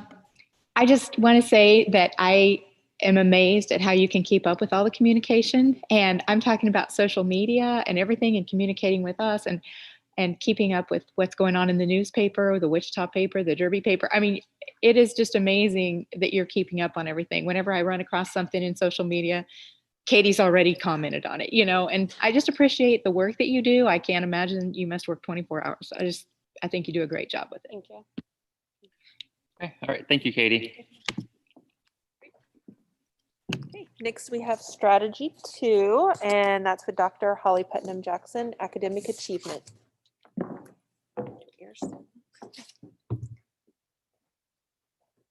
Okay, for strategy 2, our focus for this year is on graduation rate. You will see there in your report, we have noted that our first broad area of our goal is to ensure we are strengthening our CTE pathways. We have held our first committee meeting already, and we have reviewed our current pathways. And the committee is examining data from last year, as well as taking notice of any interruptions that might have happened in spring internships and those kinds of opportunities for our students based upon the pandemic last spring, and kind of talking about what does our data say and what are we doing to support those students who may need to do something to complete what they started last year and continue them moving for the next year. For our second strategy or big goal area that you'll see to increase the graduation rate, and this ties in nicely to strengthening our CTE pathways, is to continue to grow our K-5 career exploration and pathway support. The State Department of Education has taken those career and technology education pathways that used to reside just at our secondary level, mostly high school, so like your AV, your engineering, wood shop, biomed, all of those different pathways, and have filtered them down to K-5 or elementary appropriate pathways so that kids can begin exploring sooner, so that they have more experience and they stand a better chance of both having exposure and the opportunity to strengthen areas of interest before they get to those secondary pathways, to increase our number of students who are both completing pathways and also graduating with a certification or an associate's in an area that interests them. So that you'll see that's our second broad area for K-5. And what's interesting is as this committee was meeting this last go round, one of the things that they recommended was that we do a survey of local businesses and people in local professions who would be willing to come and work with our students. An example of that occurred this last month at Tanglewood Elementary was we had a group of second graders who Zoomed with an attorney. So they had their in-person class and the remote class, the attorney on Zoom, and the second graders got to ask him all kinds of questions about the work that he did and what kind of experience he had, and was he scared of the judge, and all of these different things that would occur for a second grader to ask about an attorney so that they could begin to learn about and explore that profession. So, you think about some of those things that we can pique interest in students early on, help them make connections to the things that they're learning, and that later can strengthen their ability to complete a pathway and to graduate with some kind of certification or associate's degree. And then the third and final piece that you'll see that's a broad goal for Strategy 2 this year that we have started to work on. Luann Sparks has already come and she met with our second committee meeting that we had. She provided an overview of the Panther Learning Center. What she plans to do is she's opening Panther Learning Center, doing a soft opening in January. And then how she's working with her committee, and we'll bring some information to our committee so that as the different programs and pathways are developed for Panther Learning Center, they complement those CTE pathways and programs that we already have in place. So I feel like we're off, in spite of the pandemic, to a strong start. And I really commend the Strategy 2 committee members for thinking outside of the box, just not only about the goals on their committee and how they can strengthen our overall graduation rate, for all of our students, but also how they can continue to do that in a way that's meaningful, no matter what mode of learning our students might be in. So with that, I'll stand for any questions that you might have. Any questions or comments? No? Okay, I'm not Okay. seeing any. All right, thank you, Holly. Thank you. Good work going on. Another strategy is Strategy 3 personnel, and that's with Becky Mader. And they've also been working hard, so she'll fill you in on what progress they've made.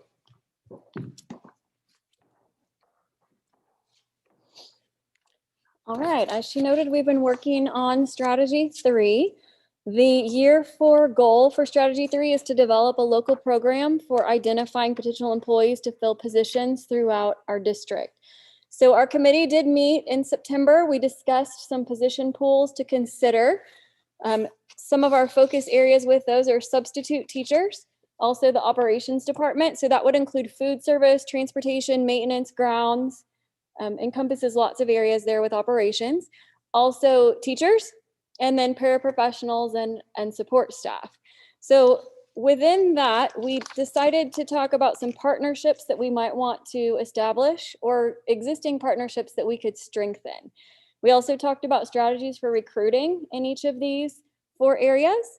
And we tried to think about subgroups within our community that we could target for these particular areas. So we outlined some action steps for each group. And we talked about some information we needed to bring back to our next meeting. We meet again this month, and we will keep working towards those goals. But a few things, just some of the really great ideas that came out of our first meeting. When it comes to looking at different groups we could target, we talked about some high school students, junior college students that we would want to recruit, looking at alternative pathways also with business and math, marketing, all of those kinds of things. We could look at those students to encourage them to go into education as well. We have looked, when it comes to substitute teachers, we looked at some ideas that might help our subs feel more welcome in our buildings. some subs in action media blasts and things like that to celebrate our substitutes and thank them for coming into our schools. Also, maybe some thank you cards signed by the parent group that we could give to subs when they check in for the day. So some really great ideas, not just with recruiting, but helping to retain the people that are coming into our buildings to feel comfortable and welcome and want to come back. We talked a lot about looking at maintenance and trades when it came to the operations department. And so we were looking at our current high school students, even encouraging middle school students who were interested in those trades, talk to them about opportunities to work in our district moving forward. We also want to work on different areas of retention. We want to maybe target our retired educators back into any of these target groups. So substitutes working in operations, in food service or transportation, and also for substitute teaching. So we have a lot of different discussions going on, but it is very targeted with subcommittees within our group, and we're looking forward to our October meeting. So if there are any questions, I could stand for those now. Okay, any questions, comments? No, but Becky, how are we looking just in general? Do we have a lot of unfilled or positions that need to be filled currently? Or? No, I wouldn't say that we have a lot of positions. We do the ones that Nikki mentioned earlier in her report, those kind of difficult to fill positions were the ones that were lingering out there, and we're making progress on those. We do have positions that are more fluid throughout the year, different than a teaching position, perhaps, like in food service and operations in particular, those positions don't necessarily always follow the school year where it comes to resignations, retirements, or hiring new positions. But I think that the efforts that we took late this summer to have those scheduled interviews and things that we've talked about before has really helped with filling those positions. And our substitute pool is looking strong. We have nearly 200 substitutes in that pool right now, but of course we want more, and we want the ones that we have to continue coming back. So we continue to offer some training opportunities, some communication regarding our safety and logistics plan, and look for other ways to help strengthen that pool. Okay, thank you. All right.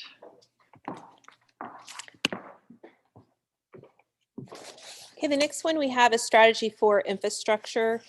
And as you can see, clear up to this point with the strategies, people have worked really hard. This is a really exciting one because I think you're starting to see a lot of things throughout the district to show for it. There's been a lot of leadership, I will mention, on Mr. Jones' part to be at this point. And then the other piece is, when I look at this strategy and everything that's being done, and you'll hear from him tonight, is about setting up the district to be in a very proactive place for planning for the future and being able to plan our capital outlay accordingly. So let him share on strategy 4. Thank you. I'm Burke Jones, Director of Operations. I think the strategy 4 goal for this year is very, very timely. As we're wrapping up the bond work, most of the construction is going to be done by next fall. So this is the perfect time then to start planning our capital outlay into the future. We have a whole lot of new infrastructure that we do need to plan for, but we still have a lot that wasn't touched in bond work. And so this goal, we're looking at major mechanical systems, flooring, paving, and roof material. So my goal is to kind of set these up on a refresh cycle, kind of like we've done for displays or curriculum, so that we can really evaluate the capital needs outlay moving into the future, or capital outlays needs into the future. So right now we've had a committee meeting. We're really in the process of gathering data. We're doing that in several ways. I've retained Greg Quigley with Basis Engineering. They've done a lot of the mechanical bond work for us. And so from that engineering perspective, I want him to review our systems and kind of give us some life cycle or life estimates on that equipment and what replacement costs may be. Additionally, with district staff and our work order process, we're looking at like the last 3 years worth of data. Is there a rooftop unit that has consistently been an issue, and where is it in its life cycle? So we're looking at it from that perspective as well on the mechanical equipment. We work with Mahaney Roofing on our roof access program, which every year they do a complete review of all the roofs in our district and then give us expected life of those systems so that we can then begin to project that out. So we already have that data, so that's really great. And then district staff, we've walked every building and every room and have graded carpet so we can begin to see where the biggest needs are. And my hope there is, instead of just replacing that room and replacing that room, that we can get it more into, wings of rooms that we replace, and it's on a cycled planned replacement for the floor material. And then we're also looking at all of our parking lots, and both just ongoing maintenance needs, as well as when are we going to have to replace that asphalt parking lot? Because there will be a day where we can't patch it anymore and it needs to be replaced. So we need to start building all those into the future needs in our capital outlay plan. So that'll all culminate in like a 10-year capital outlay plan at the end of this school year. The second specific goal for me was to work with the contractors and engineers on the bond projects. So just a quick update there. I mean, to date, everything's been kind of on budget and on schedule. We have multiple projects wrapping up. The admin center's wrapping up. Derby High School, as you'll see tonight, is at that point. Tanglewood's finished. And then we have new projects coming online. So right now it's kind of really busy because we have a lot finishing and a lot starting. So Oaklawn and Cooper are both in early stages of construction. The middle school, as you drive by Madison, it's hard to miss that, the building addition there. And that's on schedule and on budget at this point. So that's good news. And then tonight we're bringing the GMP for Panther Stadium, which then just leaves transportation and maintenance for the GMP for that project. So it's an exciting time with our bond projects. So with that, I'd stand for any questions. Okay, any questions, comments? No, Burke, I think that's a great idea, doing the refresh. I think that'll be a good way to stay on top of things so we don't get surprised as we move forward. So, thank you. Thank you.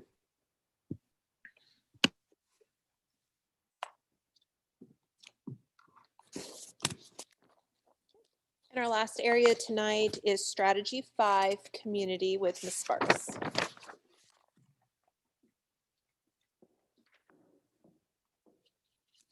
Good evening, Luann Sparks, Director of Alternative Learning and also co-chair of the Community Committee. We've had 2 meetings this year and we're continuing to build and maximize those relationships. We still believe very firmly in civic engagement and not only our students giving to our community, but in looking at avenues in which the community can continue to support our students in our schools. From our last session, one of the most interesting comments, our community really wants to give back to the school, but in light of restrictions, we're not sure what that looks like. So we really want to work together this year in continuing to build and identify those partnerships, but how do we also set up kind of like a database or a resource file of community service things that students can do, but also integrate ways that our community can contribute. There are ways that they can contribute through Zoom.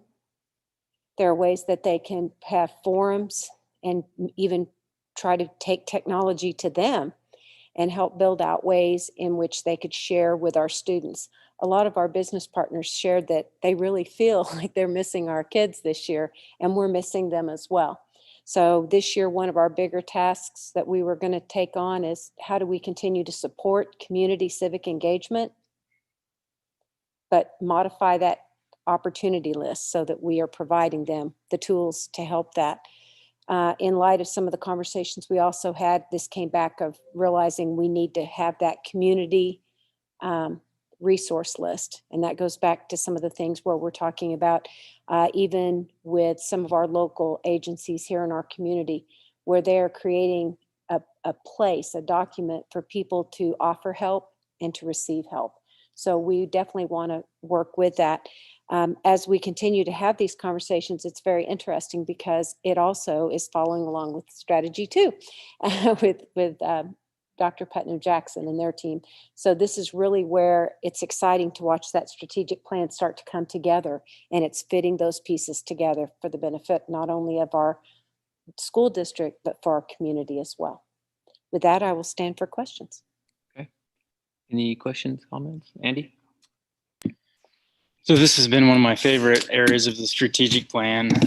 This year's tough with just the limitations. And I like the idea of, I think you'd mentioned the call that a class had with an attorney. I mean, that's easy, right? I mean, to have a Zoom call and have them basically in the class. So just thinking out loud, as we talked about, the challenges we have with kids at high school, or, they may be at home or whatever, just trying to have someone to talk to. Would there be a way that we could have community members, whether it's through churches or nonprofits that want to volunteer, to be like a mentor or someone they can talk to that's maybe not a school counselor, but just somebody that gives them another person to talk to if they need somebody throughout the day? I mean, I realize there'd be challenges with background and all that, making sure that it's safe, but with technology, I wonder if that would be an option, just to have some more resources with community members that might be willing to help with kids. We're really opening up. We're having to look at this through such a different lens this year. My husband's on a nursing home board, and one of the things that a school is doing is they're partnering residents to sit on a computer and listen to little ones read. Mm-hmm. I mean, and we've never thought about that in that way, but that is a way again, because connection is connection. Mm-hmm. So absolutely, we're open, and those are the comments that we are looking for and that we're trying to build out. Okay. We're in new territory. Yeah, definitely. Okay, thank you. Tina? Along with what Andy was saying, I know when I was on my Pando board meeting last week, they were talking about how they were struggling because of the same issue. They can't get into schools. One of the things that they've done is a virtual volunteer. So with what he was saying, that's something we might look at, because they may be an asset to us to be able to have people that would be willing to volunteer to connect with our kids as well. And this is a committee that I serve on, as well as the strategy one. And I have to commend both you, I mean, all of our directors really, but the conversations that we have at the meetings are so fascinating, just to hear people bouncing ideas back and forth. And it's really, it's just a cool feeling to leave a meeting and know that we have that level of volunteerism and have that little level of passion outside of us, outside of the district employees. I mean, these are people from the community coming in, and they share the same passion. So it's just a matter of tapping into that and bringing everybody together. So I commend you guys for all the work that you guys do, and it's exciting. Thank you. One of our community leaders at our last meeting asked, can we create a forum where we start providing a virtual speakers bureau? And we're sitting here as our committee going, wow, that's really great, because it is. We need everybody on that working together. It takes the community. Okay. All right. Thank you. Thank you. And just a quick comment overall. So for Katie, Holly, Becky, Burke, Luann, I know these strategy plans are just another thing you guys have to do, and it's a lot of work, but the information you do provide us is definitely appreciated and needed. So I just want to thank you guys for all that work you guys put into those. Thank you. Okay, so next up, we will move on to our discussion item. Item 7A is job descriptions with Becky Mader.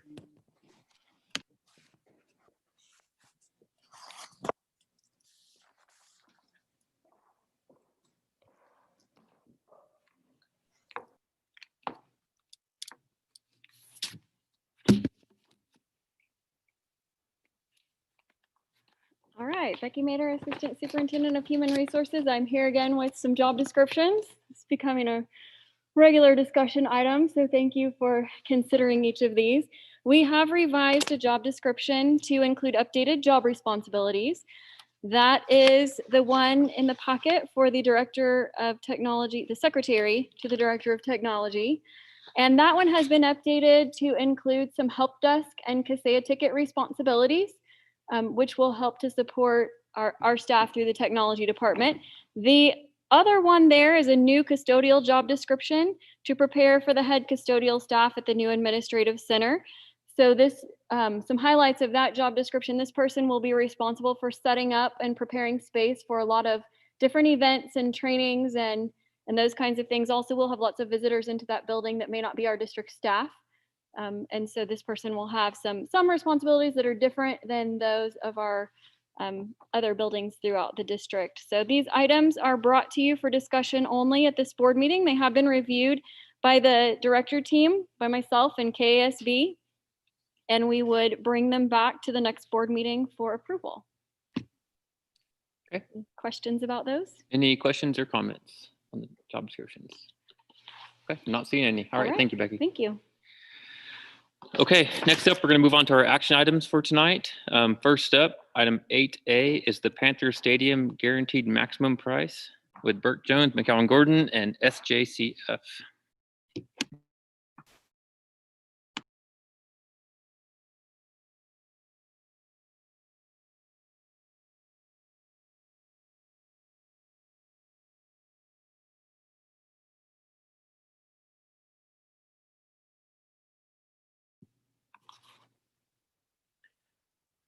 I think we're set.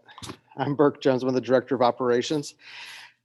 So tonight I bring to you the guaranteed maximum price for Panther Stadium. The good news is that the project meets the budget that we've allocated. I did want to point out a couple things so everything's clear on here. We had allocated in the fiscal year 21 capital outlay plan $900,000 for parking lots and infrastructure. If you remember, we applied $700,000 of that to the Panther Stadium parking lot. Tonight, we bring the additional $200,000 to that line item. So when you see bond interest and capital outlay applied, there's $900,000 there. And so we applied that remaining $200,000 to the Panther Stadium project. All that across, as you flow across there, is still in line with where we were at design development. This project is complicated to look at as a line item because we had the lighting project, the parking lot project, and then the construction of Panther Stadium. But we are on budget, and if you see, we're still a little bit over 1.3 million in remaining bond and interest funds on the bottom line. So we're still in line with what we said at design development, and we're on budget when you take all of that into account. There are two alternates that I wanted to point out. One that we took and one that we have not taken at this point, but we left it on there in case additional funds become available. We did accept the alternate for the third ticket booth. So instead of 2 ticket booths, we'll have a third ticket booth. We did not accept at this time alternate 2, which is a shade structure at the concession stand. McCowan Gordon had plugged in about $100,000 allowance for that line item. We don't know for certain because it hasn't been designed, but at this point we did not accept that. It is one of the alternates that we brought at design development that was also not accepted at that point. So I just wanted to point that out. If you'd like to see the current renderings and things, we can certainly go through that. We can have an in-depth discussion from McCowan Gordon if you like. It's kind of up to you guys how you would like to handle that side. So with that, I would stand for any questions. And if you'd like to see some drawings again, we'd be happy to do that. Okay.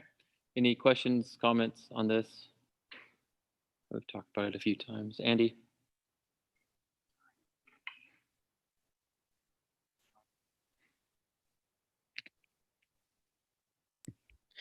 Yeah, no, I was just going to say I don't know that we've seen all the renderings that are in here up to this point. I think Let's do it. they look, no, I was just going to mention they look neat. So just from the way the stadium looks outside, inside, it helps to really see it. So tell there's been a lot of work, and I think it's going to be really nice. So anyways, There's yeah. been a tremendous amount of work by the design team and the construction team to get us to this point. You know, the budget was extremely tight on this project, and they looked at a lot of alternatives for us and to get us to where we needed to be with the budget. So kudos to them and the work they put in as well.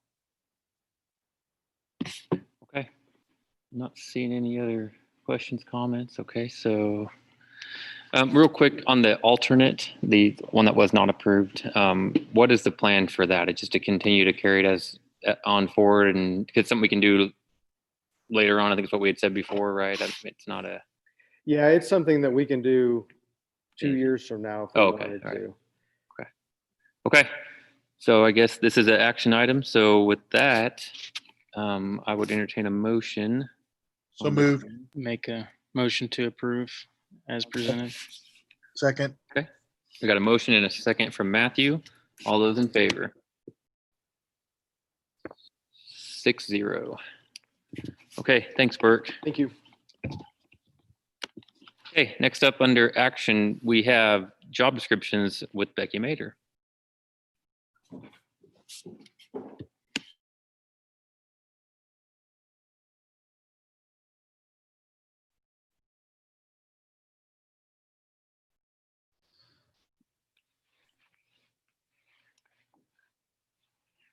All right, we have the 6 job descriptions that we brought with revisions to the last meeting.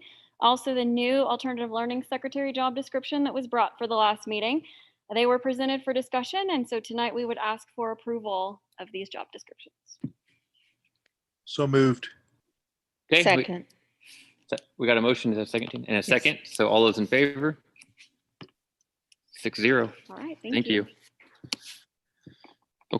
Okay, next up, item 8C under action is our health insurance carrier with John Regier.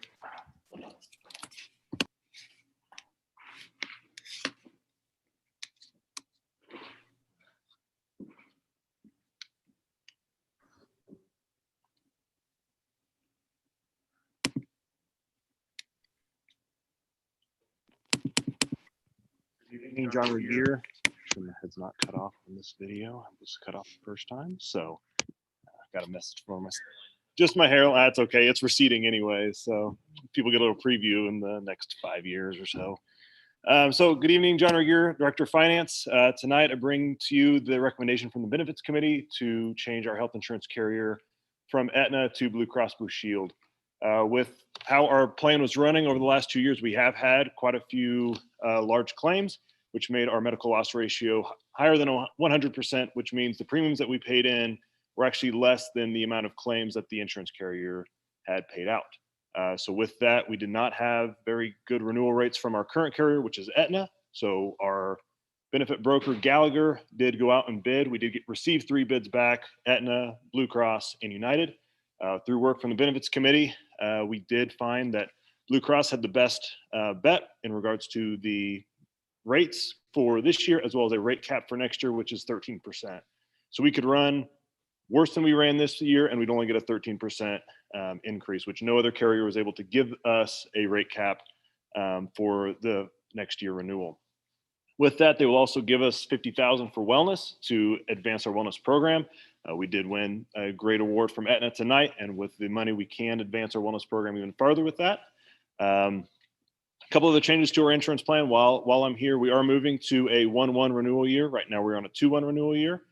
Through the Benefits Committee, we found that having that calendar year plan is more advantageous because there is a little bit of time when deductibles roll over at 12/31. If you have a deductible, or if you have a claim during that 1-1 to 2-1 time frame, you're kind of in a deductible dead zone. So if you're changing deductibles, you have the higher deductible until you get into the new plan year, which caused a little bit of confusion over the last couple of years. So we are moving that plan year up.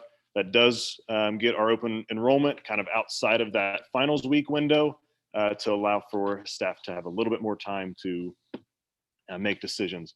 With the approval tonight, should the board move forward with it, we can get rates out to our staff so they can start looking at the plan changes. There's no major plan changes to it, but there are a few slight discrepancies between the two plans. They can start looking at that, looking at our rates for the 21 plan year, and start looking towards our open enrollment, which should be starting in November. We want to get the information out as soon as we can, so our staff have the opportunity to do the research, ask the questions to us or anyone in the benefits committee, to make sure they have a well-informed decision as they are looking to insurance for the 21 plan year. Other changes that we're asking for tonight is the move for our flex benefit cards to Surency. Surency is a local company that does flex cards, as they also do Delta Dental, I believe. They're also owned by Delta Dental. So we have a nationwide flex card company now, which we have had some issues with. We've had multiple issues with cards getting locked out because they don't know the doctors that are in the area.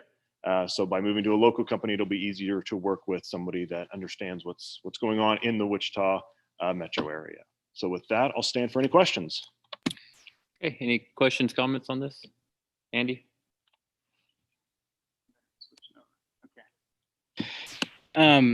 So is our increase 13% for this year, or do we not know yet? So it is.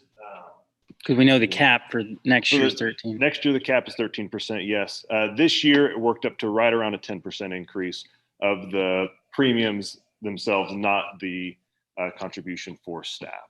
Okay. So And can we come in under 13% the following year? Yes. That's just a cap. Okay, that is I just see the what- cap. So okay. that however bad if we run as bad or worse than we were this year, the cap will be 13%. But Okay. it could be less depending on if we're running 80%, we may see flat rates or a minimal rate increase. Okay. So it's a good number that we can shoot at, saying this is the worst that can be as we plan for negotiations for next year, and just as we look forward to our future planning. Okay.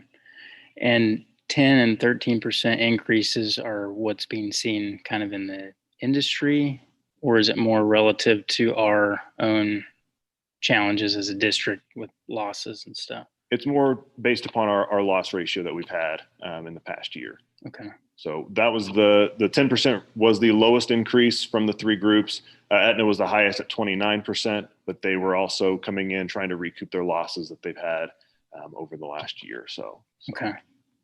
Because those are big. It's it's big. And inflation's less than 2%. Yeah.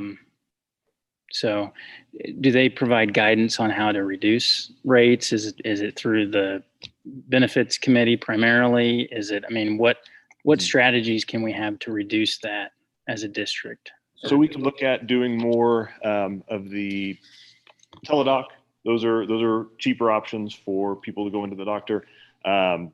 Early onset of things, you don't push something off, to where you have a major issue. That's a big piece with wellness, with your biometric screening.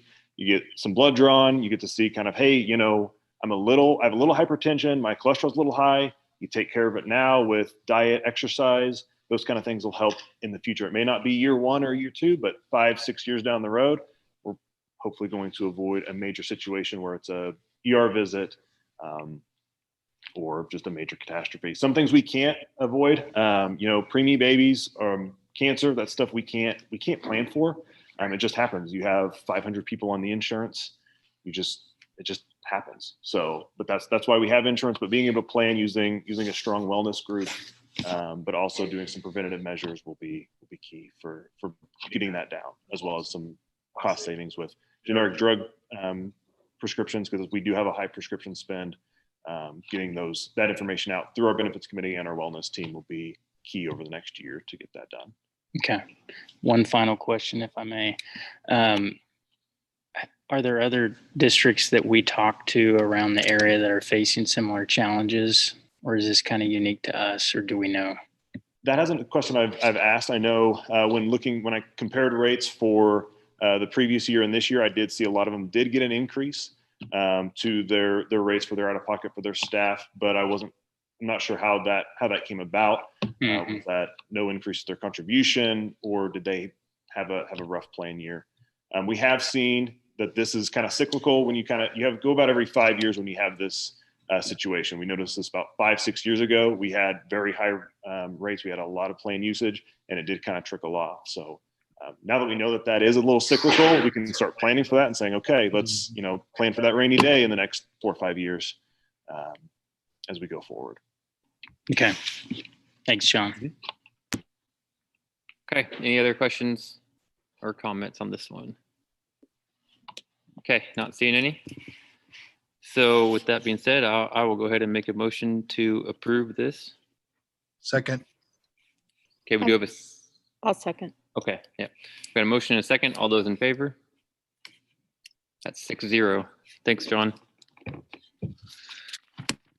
Okay, next up, under action, we have item 8D, and that's the certified master agreement with Becky Mader.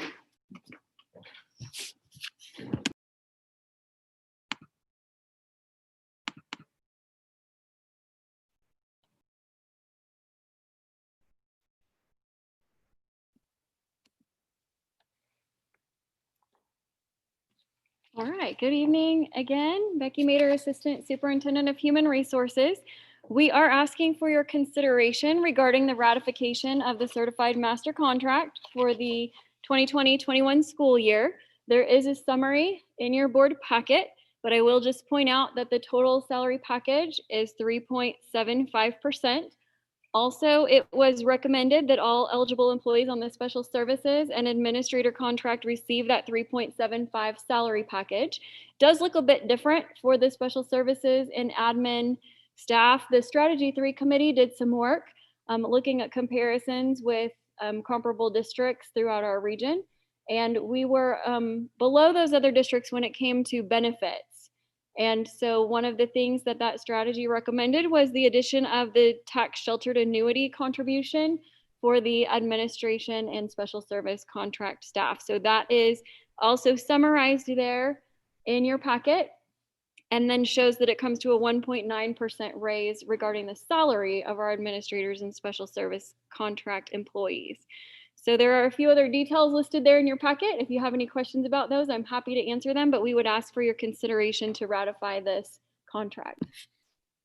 I move to Any approve. questions or comments on this?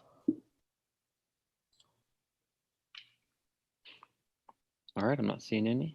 I move to approve. Okay, we got a motion from Matthew. Second. Third.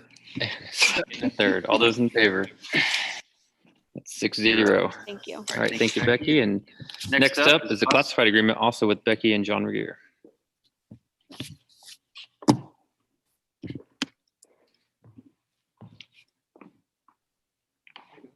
Okay, all right.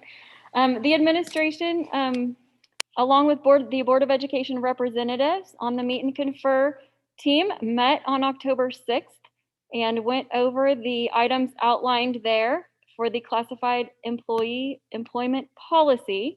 We did have some things that Mr. Regier mentioned earlier that we did talk about with this particular group. Again, in your board packet is the summary of those items, but one thing that I will point out regarding holiday pay clarification, there was a language change that would go into this handbook. And so regarding the pay status prior to a holiday, the pay status is defined as physically on the job or paid leave or on paid vacation for the full scheduled working day or meet your scheduled work week hours. So that was the addition of the contract language there, so that employees who maybe were leaving 1 hour early on the day before a holiday but had already met their full working schedule would still be able to get that paid holiday. So that was an adjustment that we made there. The other highlights are there in your board packet, and if you have any questions about those, I'm happy to answer. Or do you have anything to add, Mr. Regier? The only thing I'll add is this year is a little bit different when it comes to the raise for our classified staff with the new schedule. So it is a 3.75% package with those staff that are getting the bump down in years of experience, or bump up. I'm not sure which way it goes on our schedule. But then adding money to that schedule to make sure we keep up with market rates, as well as keeping up with the group around or the districts around, to make sure we are competitive when we are offering jobs for our classified staff. So that is a little bit of a change for this year, and it is noted in the packet, but that was something that a lot of work went into with the strategy team, as well as the Meet and Confer team. Yes, thank you for mentioning that. I meant to mention that this group also would be getting the 3.75% package. same as the teachers and the special service administrator staff. Thank you for that. Okay, any questions or comments on the classified agreement? Okay, Move not to seeing any approve. questions. I'll move to approve. Okay, we got a motion from Robin Second. and a second. All those in favor? That is 6-0. All right, thank you. All right, thank you. Okay, I think now we are going to head on a board tour of the high school before we return to the meeting.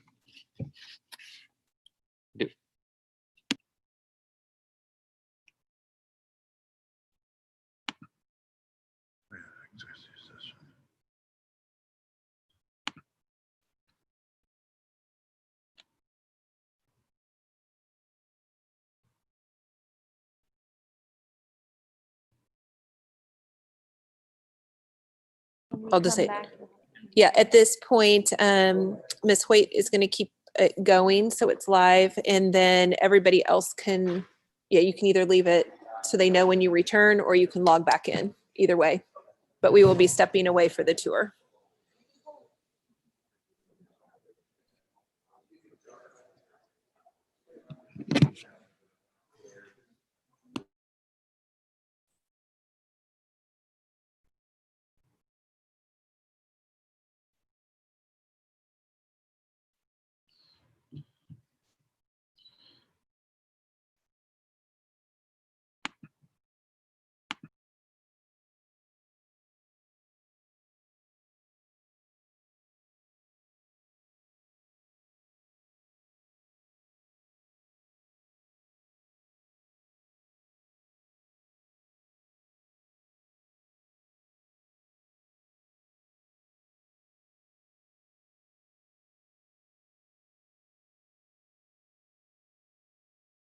Yes.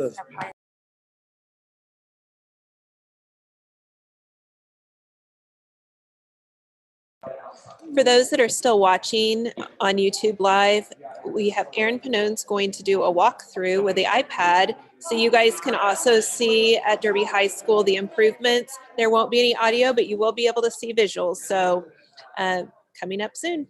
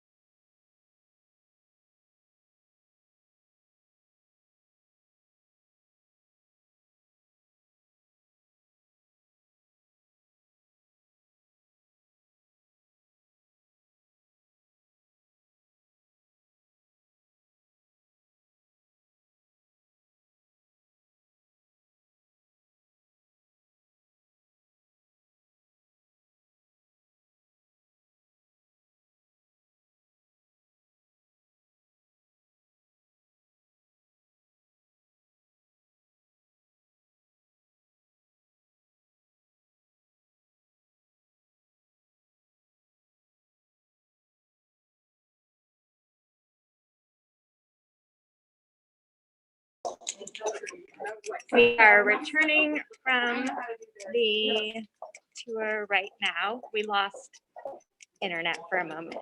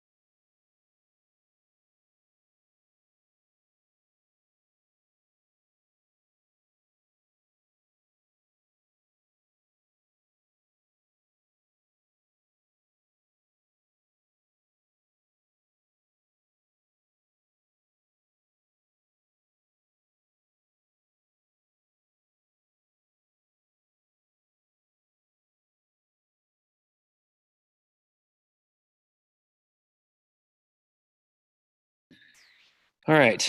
Okay, we just got back from our tour and I'm going to make a motion that the board go into executive session for the purpose of discussing matters related to personnel matters for non-elected personnel to protect the privacy interests of an identifiable individual for 30 minutes following a 5-minute break. The executive session will include all board members present and Heather Bahati. The open meeting will resume virtually here in the Zoom meeting room at, I guess that would be 23. Yeah, 10:23. So I seen a second. Is that right? 10:28. Okay.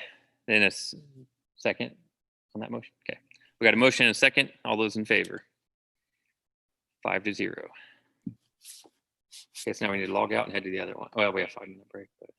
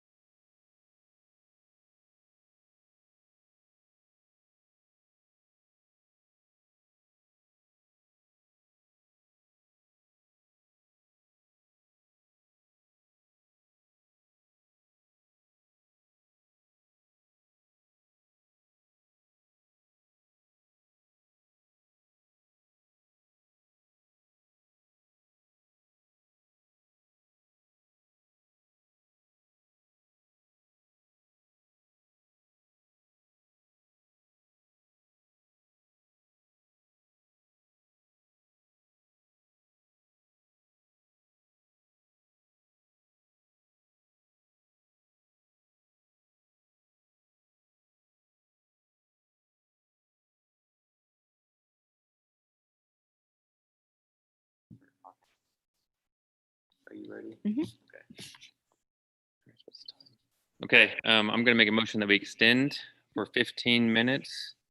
And I'll second it. okay, we have a motion and a second. All those in favor? Aye. That is 5-0.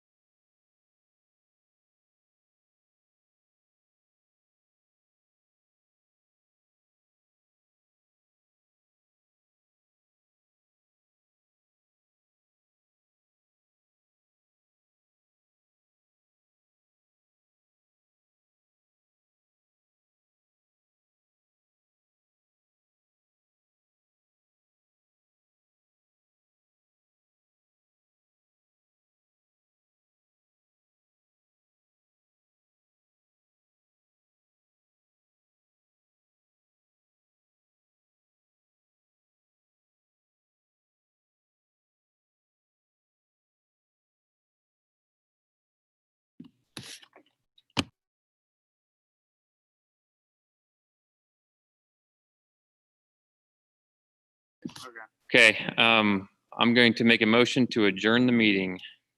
Second. Okay, all those in favor? Aye. 5-0, meeting adjourns at 10:47.